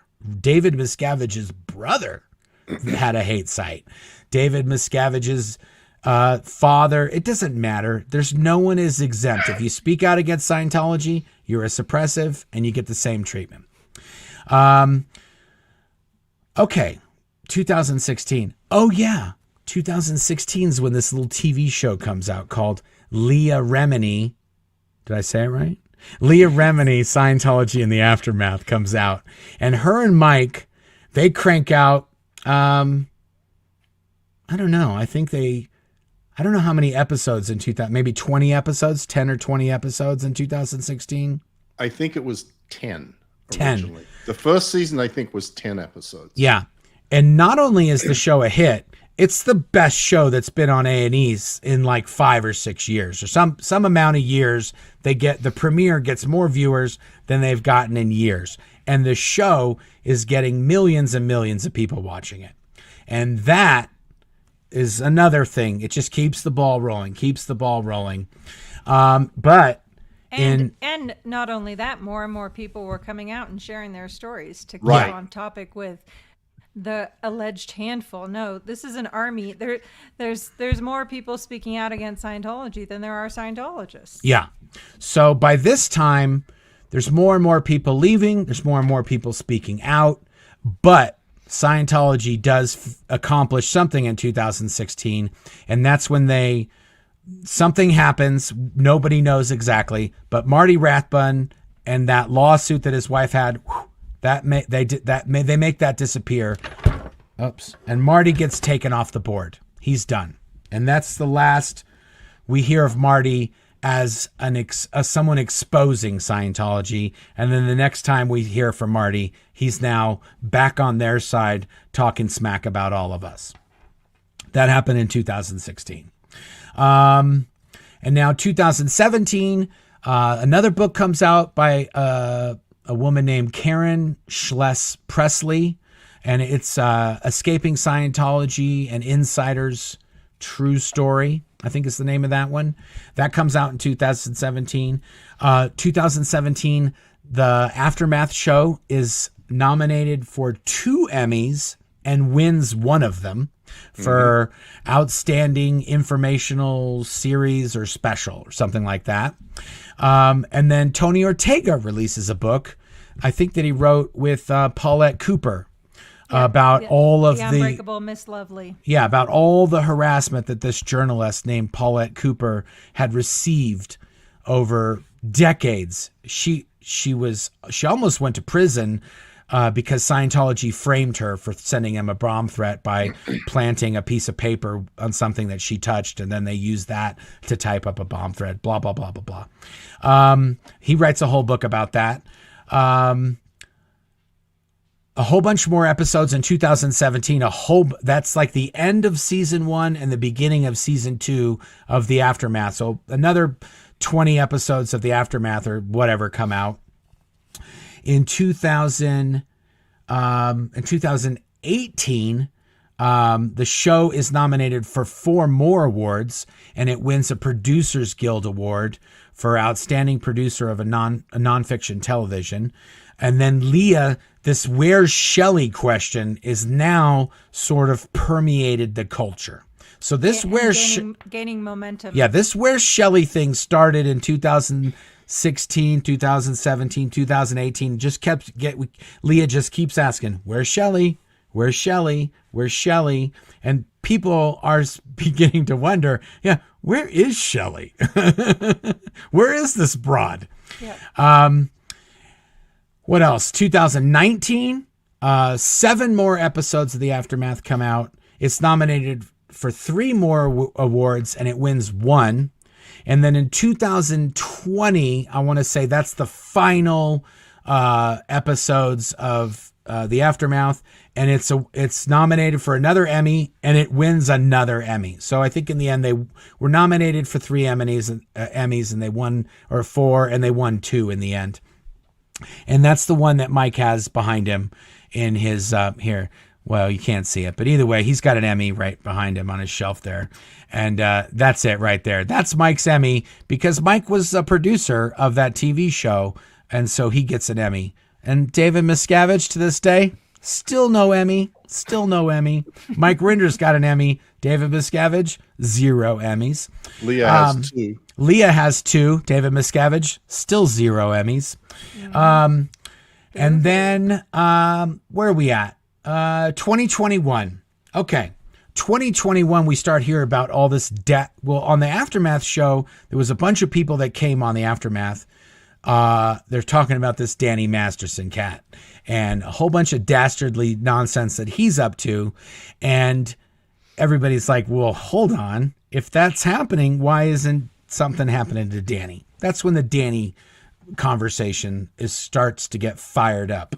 And then Mike and Leah start up this podcast called the Fair Game Podcast, and they crank out 40 episodes of that. And on that episode, there's 80. 80. Yeah, that's what I was just going to say. 40 in the first year. 40. We're in 2021 right now, sweetness.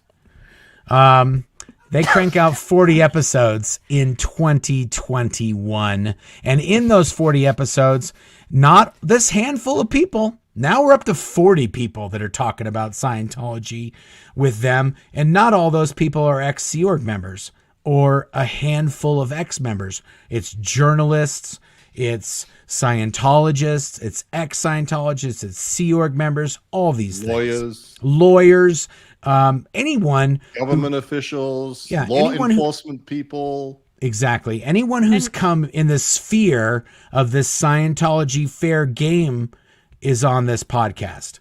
And that's also when we hear about this, a huge whale, a Scientology whale, David Gentile, who's accused of a $1.8 billion Ponzi scheme. That happens in 2021, and there's all kinds of stuff going on about that. 2022, Mike and Leah do another 10 episodes of the Fair Game Podcast. And, you did 20 episodes in 2020.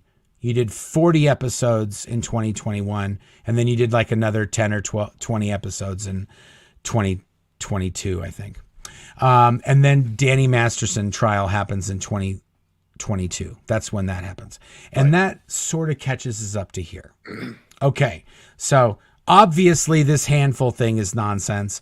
Obviously, we're not on the fringes of the internet. We're on like freaking primetime TV. And, I just covered 17 years loosely, touching on a few things. I didn't even talk about the other 53 years of fair game and nonsense that's been happening. Just 17 years. And this is what we've been doing in our spare time. We've been doing this, and this is all that's happened. And why is Scientology freaking out? This is why Scientology is freaking out.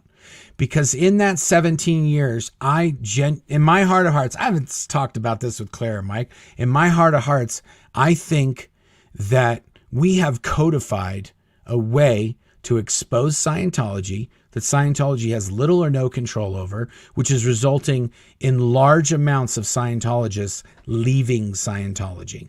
And in that 17 years, they've done horrible things to us, but in the end, Mike's book came out in 2022 as well. Sorry. And Leah's book in 2015. And Leah's book came out in 2015. No, this is not a complete history, folks. Yeah, nobody was left out intentionally. I said it was loosely. Oh my God. And I started a YouTube channel back in 2008. I didn't mention that, did I? Anyway, Okay. So we got all these people coming out. Scientology is doing dastardly stuff to us, but we got broad shoulders. Mike can take it. I can take it. Claire can take it. Aaron can take it. We're just doing our thing. Well, this whole scam it works. The scam works when if you got 20,000, 30,000 people, the scam can work because those 20,000 people don't know what the other people are seeing and doing. And you can kind of have some cognitive dissonance that Scientology is expanding and we're clearing the planet and all this nonsense that they tell them. They can kind of believe that. Well, when Aaron did a video where he counted up all these people. To be fair, he was very generous in his figures. And I think he came up with like 35,000 total. And of that 35,000, it's like a 2-to-1 staff. For every one Sea Org or staff member, there's 2 public Scientologists. And of those 60%, let's say 66% of Scientologists, there's probably 10% of those that got some dough and that are supporting Scientologists. Well, when that 20,000 people becomes 15,000 people and then becomes 10,000 people, it's a lot harder to convince that 10% to keep giving over that money when it's obvious there's some going around, and everyone's getting lied to. And so I want to say the most valuable commodity that Scientology has is not the money, it's the people. And we're taking those people away, and those people equal money. And that's why they're losing their shit right now, is because every time Mike does a video, every time I do a video, every time Aaron does a video, they're losing people. And this has got David Miscavige knows this is happening. And he knows, because he can't even fill up the Flag Auditorium with people. And he's got staff. He's got so many Sea Org members and public. That place should be full 100% every time he does it. Aren't they building a theater there, that L. Ron Hubbard auditorium or some nonsense? Well, they're raising money to build it, but they've been raising money for 25 years. Yeah, so and nothing's ever happened. Yeah. Meanwhile, Clearwater is building their own amphitheater. It's going to blow theirs away. Regardless, that is the reason that Scientology is freaking out. They're freaking out. The shoops are fun. At the end of the day, David Miscavige probably doesn't like us doing the shoops. And the silly bobbleheads, people going into the orgs with bobbleheads taking pictures. They probably don't like that. But that's not the reason why they're freaking out. They're not freaking over shoops or bobbleheads.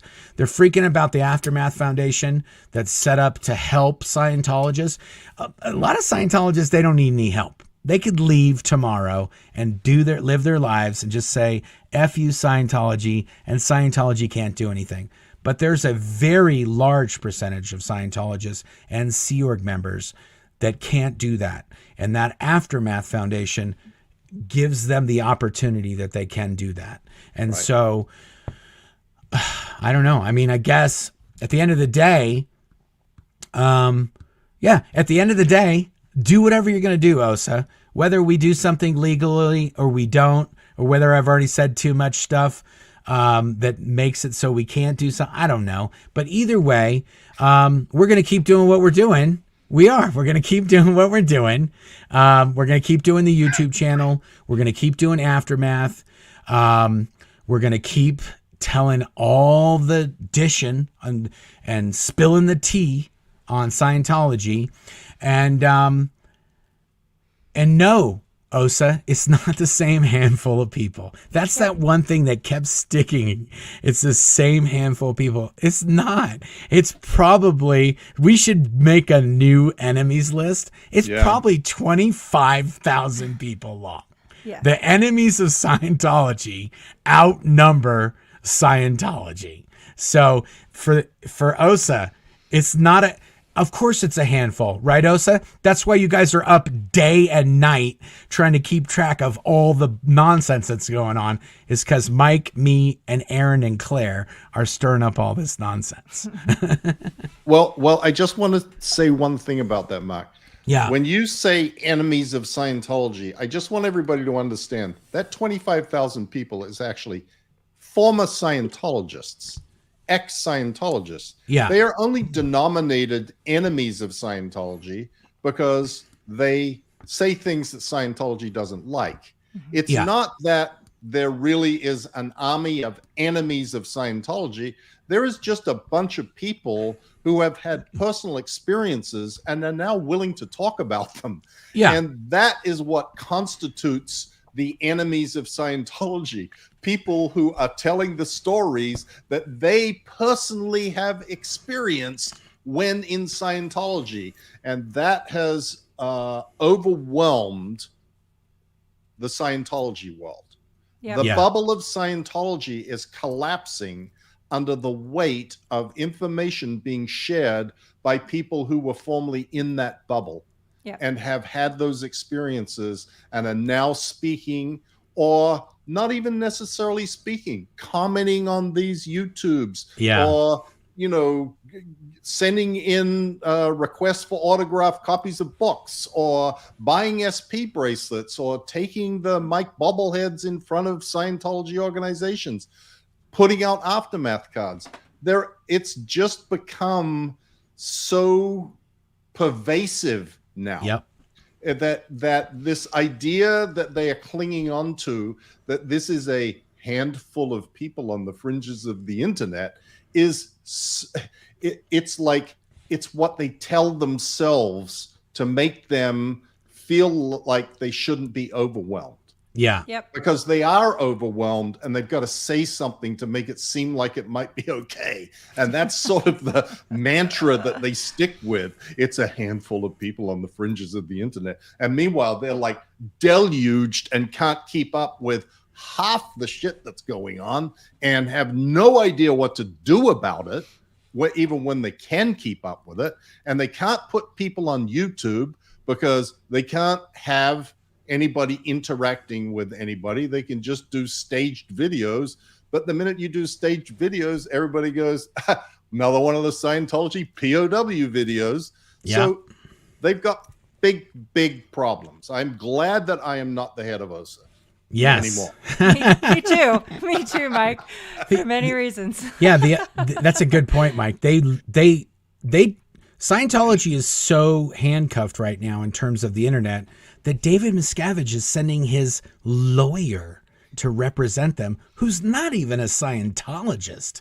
That's how, like, you think the Mormons are going to go get a Scientology lawyer to speak on behalf of them? That would be, if you saw a lawyer that was speaking on behalf of the Mormons and like, well, I'm not a Mormon, I'm a Scientologist, but I can tell you there's nothing going on here. No. Everything's good in this place. You would think like that's got to be the craziest thing ever that they did that. Well, that's what they're doing right now, because David Miscavige, he can't even trust a Sea Org member to speak on behalf of them. He can't trust somebody who's pledged 1 billion years to serve him.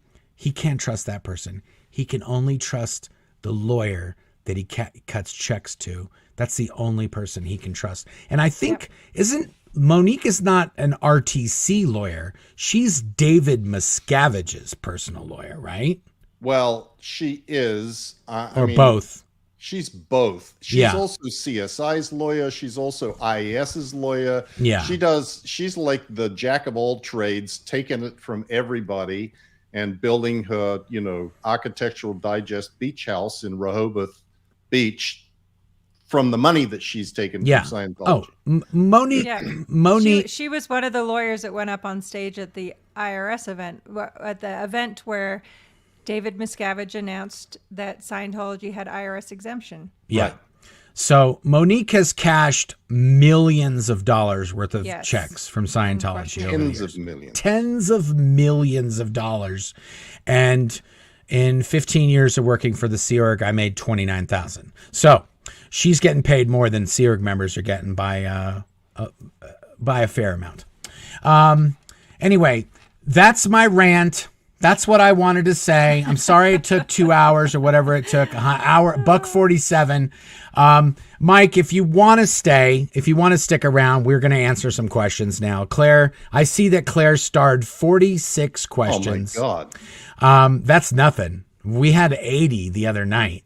We went for 2 hours, but you don't have to stay. That's why I'm just letting you right now know. If you want to bail, you can, but I'm going to try to answer those questions before we end off. There was a ton of super chats and a ton of questions, and I didn't lose my voice by the end. So I figured, what the hell? It's 7:48 here in Colorado. So we'll answer those questions. If you want to stay, you can stay. If you want to bail, you can bail. Well, I know it's late. I don't want to bail on you, but I don't want to stay for 46 questions, I don't think. And I want to make sure that you mention again that we are doing a Saturday live. Don't forget that. Okay. We've got to make sure that everybody knows that they can come from Europe and the UK. We're going to do a Saturday. Do I have anything on Saturday? Can I go to that? Can I go play with Mike on Saturday? Yes, honey, you can. But before you go, Mike, we do have a couple of questions for you specifically. Okay, so if you can pick those out, Claire. Yeah, let's do that. There you go. Yes, I've cleared your calendar, honey. Okay, good. Okay, so here we go. You ready? What time do we want to do it? Oh, yeah, good question. Who? What time? I cannot, anything after 11 a.m. Mountain Time I can do. Okay, so let's do 12 a.m. Mountain Time. 2 12 p.m. 2 p.m. Eastern Standard Time on Saturday. Sweet. Live with Marc and Claire and Mike. Perfect. Yay. Okay, now for the questions we're going to do tonight, we'll answer the Mike one first, and then we'll cut him loose.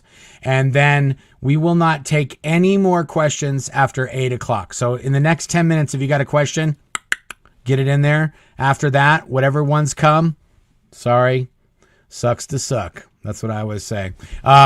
You miss your window. Okay, Claire, you put up the Mike questions because I don't know where they are, and they're all starred. Stacy Y says, Mike, had to catch your first on replay. It was great. Hope to hear those stories you said were left out of the book. Oh, thank you. Well, eventually we'll get to them. There's a lot. Yeah, we have. I mean, guys, I just skimmed over 17 years and we didn't say nothing. There's stories in those years. There's stories, and there's tons of stories of when we were there that we didn't talk about. All right, here's the next one. Thank you. Erica Blickers. Mike, that story about your puppet in your book was creepy. Are you glad it's buried? Yes, absolutely. I mean, that really was. That is one of the more bizarre things. Are you talking about the puppets that Dave had made? Oh, yeah, my goodness. The ventriloquist doll. Yes, that was so weird. And if any Scientologists are watching, those were commissioned. He didn't go to like a thrift shop and get some marionettes. Oh no, they were made in exact likenesses of me, Heba, and Guillaume. Yeah, these were commissioned by a puppeteer, by someone who makes marionettes, and they were several $1,000s each. Okay, where do your parishioner dollars go? What do your fees buy? What do your fees buy? And they buy dolls so Dave can have fun at meetings. Yeah, marionettes, and so he sushi, private investigators. His top executives. What's wrong with that? Yeah. Okay, here's the next one. Mike, question for you. I love your thorough book collection. Other than Church of Scientology and LRH fantasy books, were you permitted to have other books at the base? If so, what was permitted? Oh, Mike, I know where this is going to go, but if it doesn't go there, I'll top it off.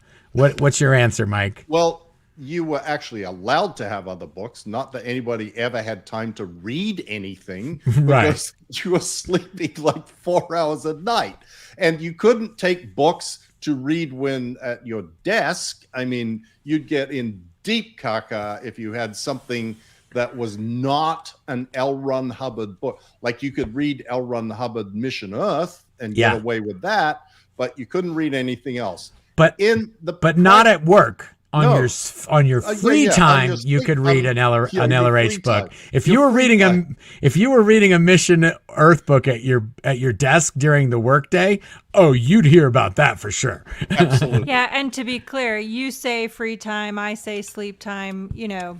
Tomato. Yeah. Tomato. Exactly. There was a time. I just have to tell this is the best. There was a time when we were all supposed to read this book. What is Scientology? It's like a 600-page thick book. There's no way any Sea Org member's reading that book. But at the same time, Michael Jackson, Lisa Marie Presley was getting Michael Jackson into Scientology and trying to convert him. And he had read the What is Scientology book, the whole thing, cover to cover, reportedly. Who knows what really happened? But David Miscavige chewed us out this one time. The whole entire international headquarters, every single staff member saying, I'm going to just do it. None of you fuckers have read this book, but Michael fucking Jackson has. And it was like, well, yeah, Michael Jackson ain't doing any music right now. He's probably got tons of time to read. Michael Jackson couldn't have read that book. I know, it was ridiculous, but David Miscavige did tell us that. And also during that time, there was a little book series by the name of Harry Potter that had come out, and that book series took the It base by storm. And somehow people are ripping through those Harry Potter books, but they still haven't been able to read the Wiz book. And then at that point, I think if you got caught with a Harry Potter book, you were in big trouble. So it was best to Harry Potter was interrogating people like, Have you read the Harry Potter books? Yeah. And people were like, yes, sir, I loved them. And it was like, busted. And then it became a thing that Harry Potter books were like contraband at the base. If you had a Harry Potter book, you had to stick that under your mattress at night. Okay, next question. Okay, here we go. Hi, Mike, Mark, and Claire. Mike, I loved your video today. I understand why believers lie for the cause, but what's Monique Wise' excuse? Money. Yeah, exactly. We talked about it. She's saving up her money to get an operation to stop her from being Blinky McBlinkface and going like this full time while she answers questions. Marilyn, next question. Marilyn, you see what's behind me? Oh, yeah. Was that Marilyn's question? Oh, yeah. Here, I'll put it back. I'll put it back. Nice, Marilyn. Yeah. Aaron got his and Mike got his. Yay. So now we have them all. Next time we do a live, we got to show all three of them that we've got them. We should do a video of Mike Jr. unites all three of them. Yes. Okay. Thank you, Marilyn. Yeah. Okay. Here we go. Just a couple more from Mike. Yeah. Mike, I loved your audiobook. Has their attorney's lawsuit against the Rathbuns been resolved yet? Oh, yeah. That's a done deal. That's signed, sealed, and delivered. Checks were written. Lawsuits were canceled. Everybody's happy. No. That was actually asking. The lawyers were suing the Rathbuns to recover the money because they settled behind their backs and didn't pay their expenses, and so, no, that never got resolved. That never got resolved. Brett Grace, Mike, I just want you to know it's okay to say blah blah blah. You own that shit. Blah blah blah blah blah. Okay. That is Mike. That's my favorite. I stopped myself. That's probably why that comment. I stopped myself earlier for saying blah blah blah. Blah blah blah. Yeah. Blah blah blah. Okay, next. Okay, I think those are the ones from Mike. I'm sorry, I'm just trying to catch up real quick, but I think those are all the ones specifically directed to Mike. Okay. Okay, guys. Well, thanks for joining us on Saturday. Yay. Yeah, if we don't talk before then. Well, we'll talk before then, but public, in this forum, we will convene again on Saturday. Yes. Yes. Thank you, Mike. Thanks for putting up with my rant for 2 hours and answering some questions. I thoroughly enjoyed it. I mean, I sat back and relaxed some of the time. Yeah, it's all good. We've lost Mike. He's going to sleep or something. I just sat back in my chair. That was it's all good. Thank you, Mike. Good. Thanks, okay, Mike. guys. Bye. Talk to you soon. Bye. Of course, the next comment I have says, Mark, I literally can't see Mike's face. I'm not controlling Mike's face. Thank you for that, provocateur librarian. Yes. Okay.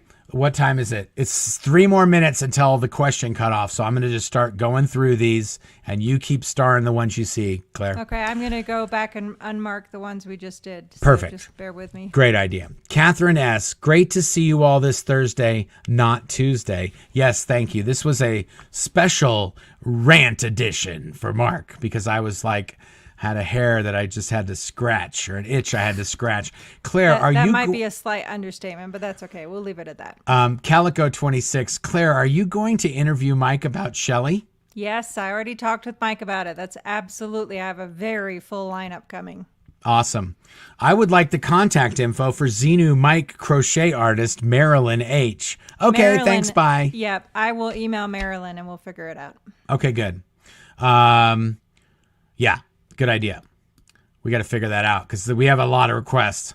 Yes. Scott Davison, hi from Fairbanks. Any stories about the Anchorage mission? I didn't even know there was an Anchorage mission. I'm sorry. That's more Aaron's wheelhouse. He keeps track of all that stuff. And he's got people all over the United States, all over the world that send him current info about these orgs. So, I will, if Aaron sees this, maybe somebody can comment over on his channel.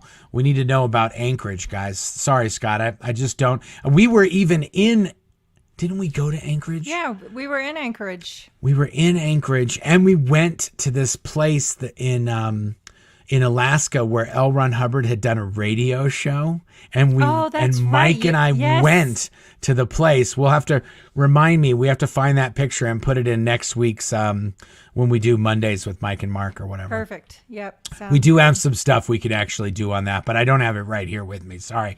Thanks, Scott. Appreciate it. Stacy Y. We already did hers. It was Mike. I had to catch your first replay. We showed that. Jerry, eating pizza, watching Mark and Claire. Sorry, Mark. I'm out of crackers. Jerry from Sarasota. You sneaky devil, you. Sarasota Jerry. Olson, 1987. Just wanted to say hello, Mark, Claire, and Mike. Thank you, Olson. Appreciate it. Lily Rose. Thank you for the super chat. Appreciate that. Jefferson Hawkins. Oh, Jefferson Hawkins' book was printed at R.R. Donnelly by Shelley as well. Not Shelley Miscavige, another Shelley from RTC. The one you talked about earlier tonight. The Shelley, yes. The Shelley that exactly. Yes, exactly. Yeah, that's awesome. That's and thanks so for awesome. joining us, Jeff. Yeah, thanks, Jeff. Claire is. We got a video with I think with Jeff that's going to come out pretty soon too as well. Yes. Lathanda says, chance for all your books as audio in German. Oh boy, that's a lot. I don't know how that works. I guess I'd have to hire a German voiceover artist to do that. I'm not sure the cost would justify. Well, we can just throw out there. If anyone has a contact, shoot me an email. If there's a German voice talent that's watching. Yeah. I think, but then they'd have to translate it too. So right. They not only have to translate it, but then they have to read it. If you're a German translator or voiceover artist, drop us a line. If we can make it work, we'll make it work. Yeah. Of course, somebody said it's Tuesday, Mark. It's not Tuesday. I know what day it is. You got to get up before 10 a.m. if you want to trick me. Claire, I'm going to send the extra book back to you, but as I was never in Scientology, I do things on slow mode. Haha. Please gift it to whoever you would like. Oh, thank you, Dora the Explorer. Dora Explorer. Appreciate it. No Kizzy. We know lying is part of Scientology attack strategy. Does the perception Scientologists have of outsiders contribute to how dumb the lies are? Like they're our meat, so we can tell them any lie. Like they're meat. Like they're meat, so we can tell them any Yeah, lie. I don't know. I was wondering. That just seems... I don't think it's... I don't think that's driven by the view of the perception of the people so much as the need to defend Scientology at all costs. That's to me that's what drives it. Yeah. Any lie is justified if it somehow is an attempt to stop Scientology from looking bad, which it is. So you have to come up with some pretty dramatic lies and they're never believable. Yeah. Lathanda, thanks for considering the time zones in Europe. Absolutely. We try to do some weekend shows during the day. Our Aaron's kids just get a little tired of it. yeah, exactly. The kids are like, yeah, hey, remember us? Sheila C says, so much written about tech leaked out. What do you think virtually none of the tech training films have hit the internet? There must be hundreds of them. There's not hundreds of tech films. There's tech films and public films, and I think altogether there's like 30 or 40. Yep. But for the longest time, they were on 16 millimeter film. So it's almost impossible to even understand them because the audio was on mag stripe on a 16 millimeter film, and it was just horrible. And by the time they were computerized,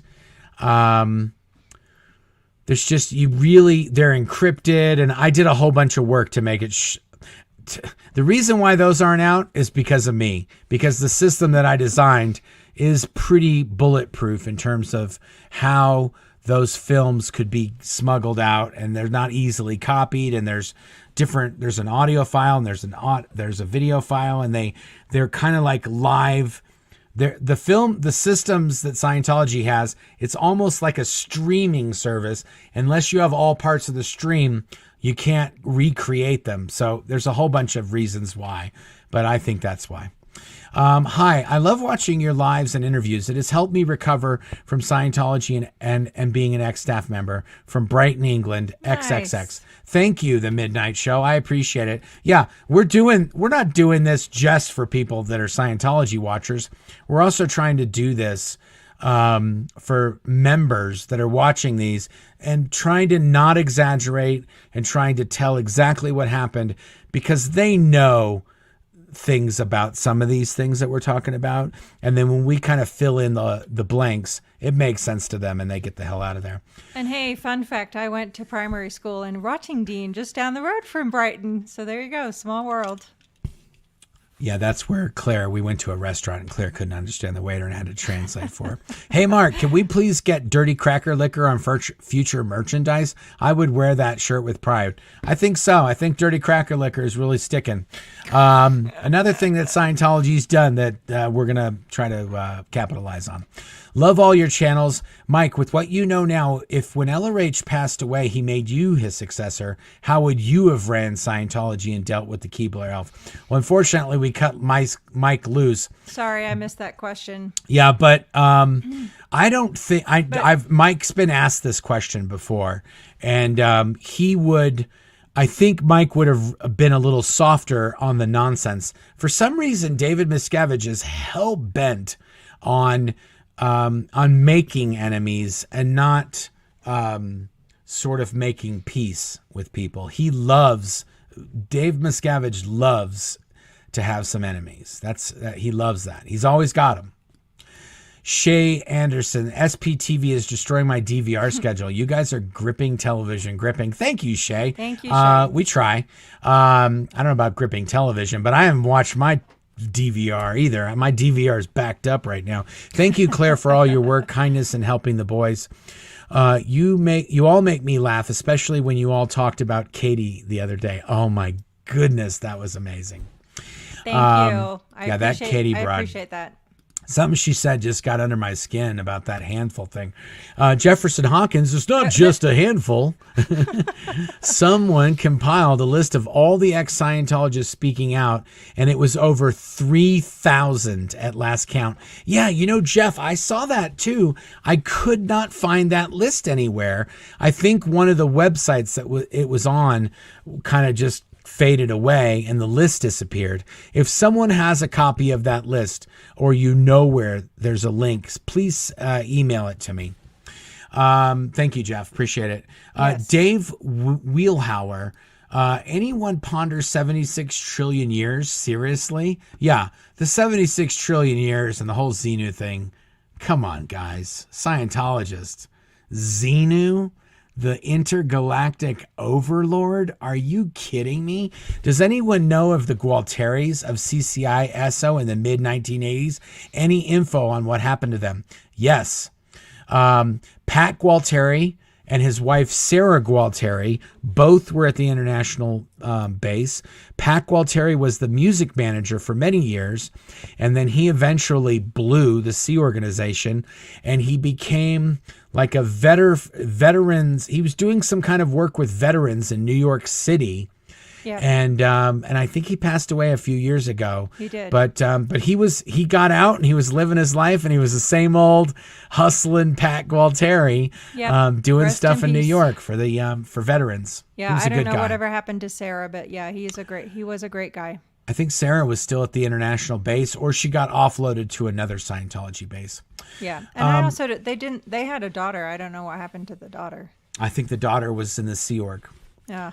Bella Lotta, Claire has made a smile on her face, but her eyes read sad. This is heartbreaking. So, Osa, how do your members look in the mirror and like the monster you see reflected? Pathetic.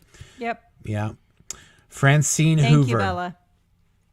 Francine Hoover, how big is the Denver org? I know AA Ron did a total of all Scientologists, but I'm curious if there is an accurate count for Denver. It's a ghost town. Every time I have ever driven by there, the parking lot's empty and the org is empty. And the only time the parking lot's full, it's right near Coors Field downtown in Denver, where the Rockies, the baseball team here, plays.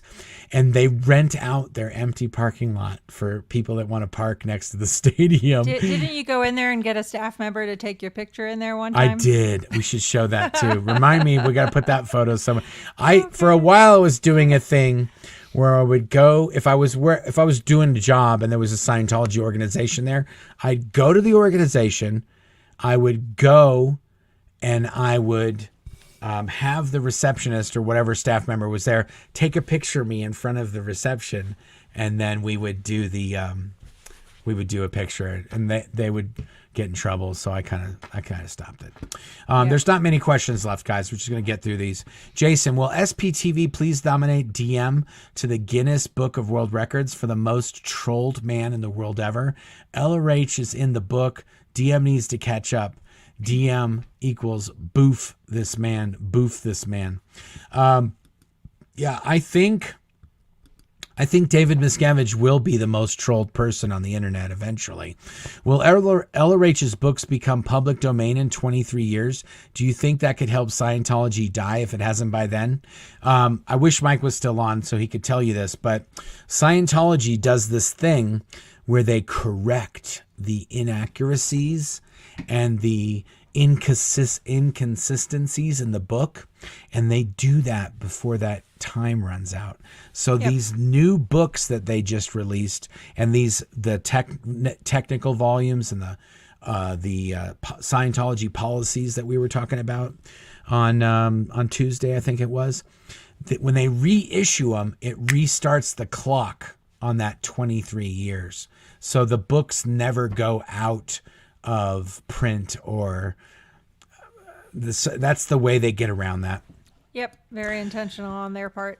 86 GOP says, Marks, thanks for the comprehensive episode dedicated to the vengeful and smug antics from the Paranoia Brigade. Yeah, you're welcome. I just realized no one had ever really talked about a lot of this stuff in the whole thing, and I figured we might as well do it. That is essentially what my second book is about. It's about all these things that happened to us since we left, in much more detail than what we went over tonight. Denver Steve-O, whether you guys get to reading this or not, there's a little Thursday night donation to the channel. You know I love you both. Thank you, Denver Steve-O. I appreciate it. Denver Steve-O. Thanks for joining us. This is a good one from Provocateur Libertaire. Have mercy on us and kill the chat stream. Is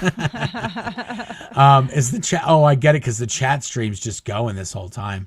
Yeah. Oh my goodness, what is it up to? It is up to almost 2,000 chats going on in there. Nancy Griffin's Aquatic says, on a lighter note, if more than one person in an org claims to be Abraham Lincoln in a past life, do they fight to the death for the title? The best one I've heard from Scientology is that a lady told me she could talk to her cat. Oh my gosh. It said so. A lady had superpowers, could talk to her cat. Yeah, Scientologists have come up with some of the most bizarre Scientology superpowers. But what about where Hubbard said in How to Live Though an Executive that executives could go be a dog for a lifetime and then come back after taking a break?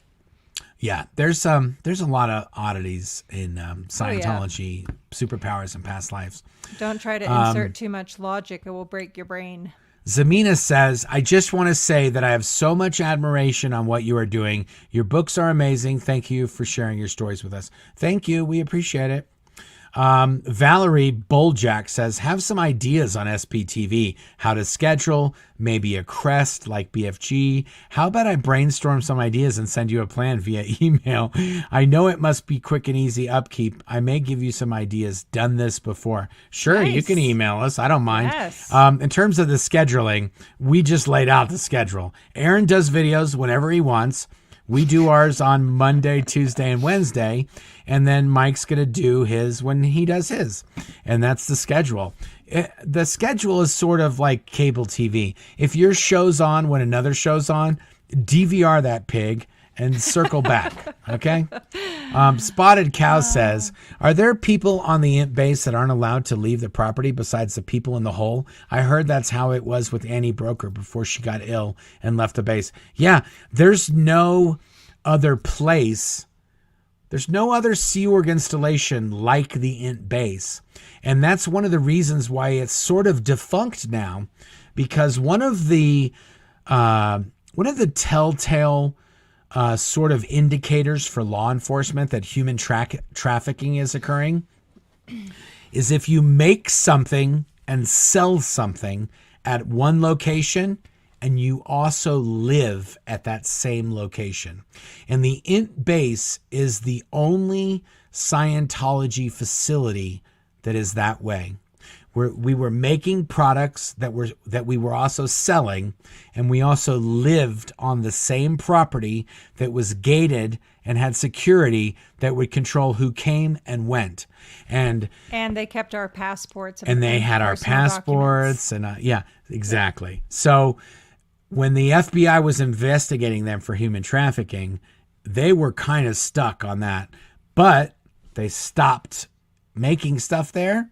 And they stopped doing stuff, and that all got moved. All of the publications work got moved to Los Angeles to Bridge Publications, and all of the video production and all that kind of stuff got moved to Scientology Media Productions.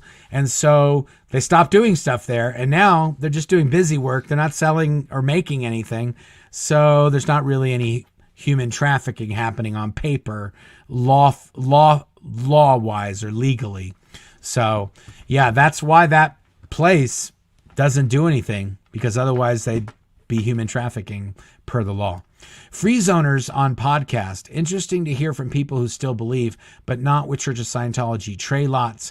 Can you discuss Trey now? Appears to be a pleasant man, 100% still committed to LRH. Yeah, there are ex-members. I don't know. I don't know that a free zoner would necessarily come on my channel. Excuse me, because I so openly discredit L. Ron Hubbard because he was a liar and a thief and a crook and a con man. And that's been documented many times over. So if there's people that believe in the free zone, maybe they should start a YouTube channel. They want to get the word out.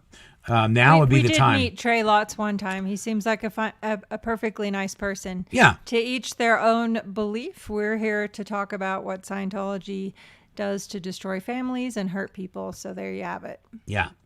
Wobbly Boater says, Mark, you're a brilliant storyteller. It's 2:45 a.m. here and I can't go to bed. Thanks, Claire and Mike, too. Sorry, Wobbly Boater. You're going to have to... Thanks for being here anyway. Take 2 Advil and set the alarm for like every 5 minutes that you're supposed to wake up. You'll get it.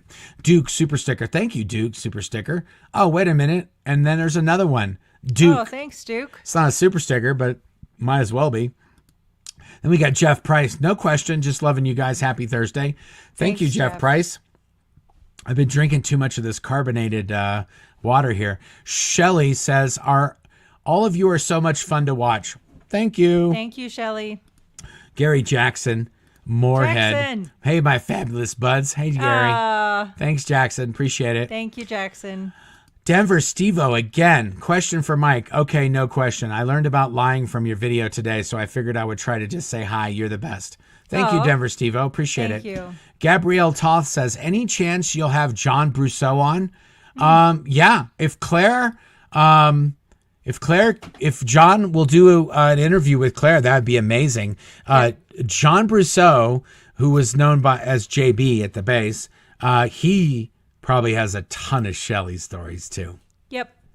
Anyway, we'll see. We'll see if we can talk to John and get him on here. Lovett says, but wait, there's more. DM, he slices, dices, chops. Thank you, Lovett. Appreciate it. Yes. But wait, there's more. Naja Prophet says, have y'all seen Stolen Youth inside the cult at Sarah Lawrence? Is Larry Ray's behavior reminiscent of COB at all? Reminiscent of COB at all. The doc displays coercive control fantastically. Here for all the SPTV, y'all. Love y'all.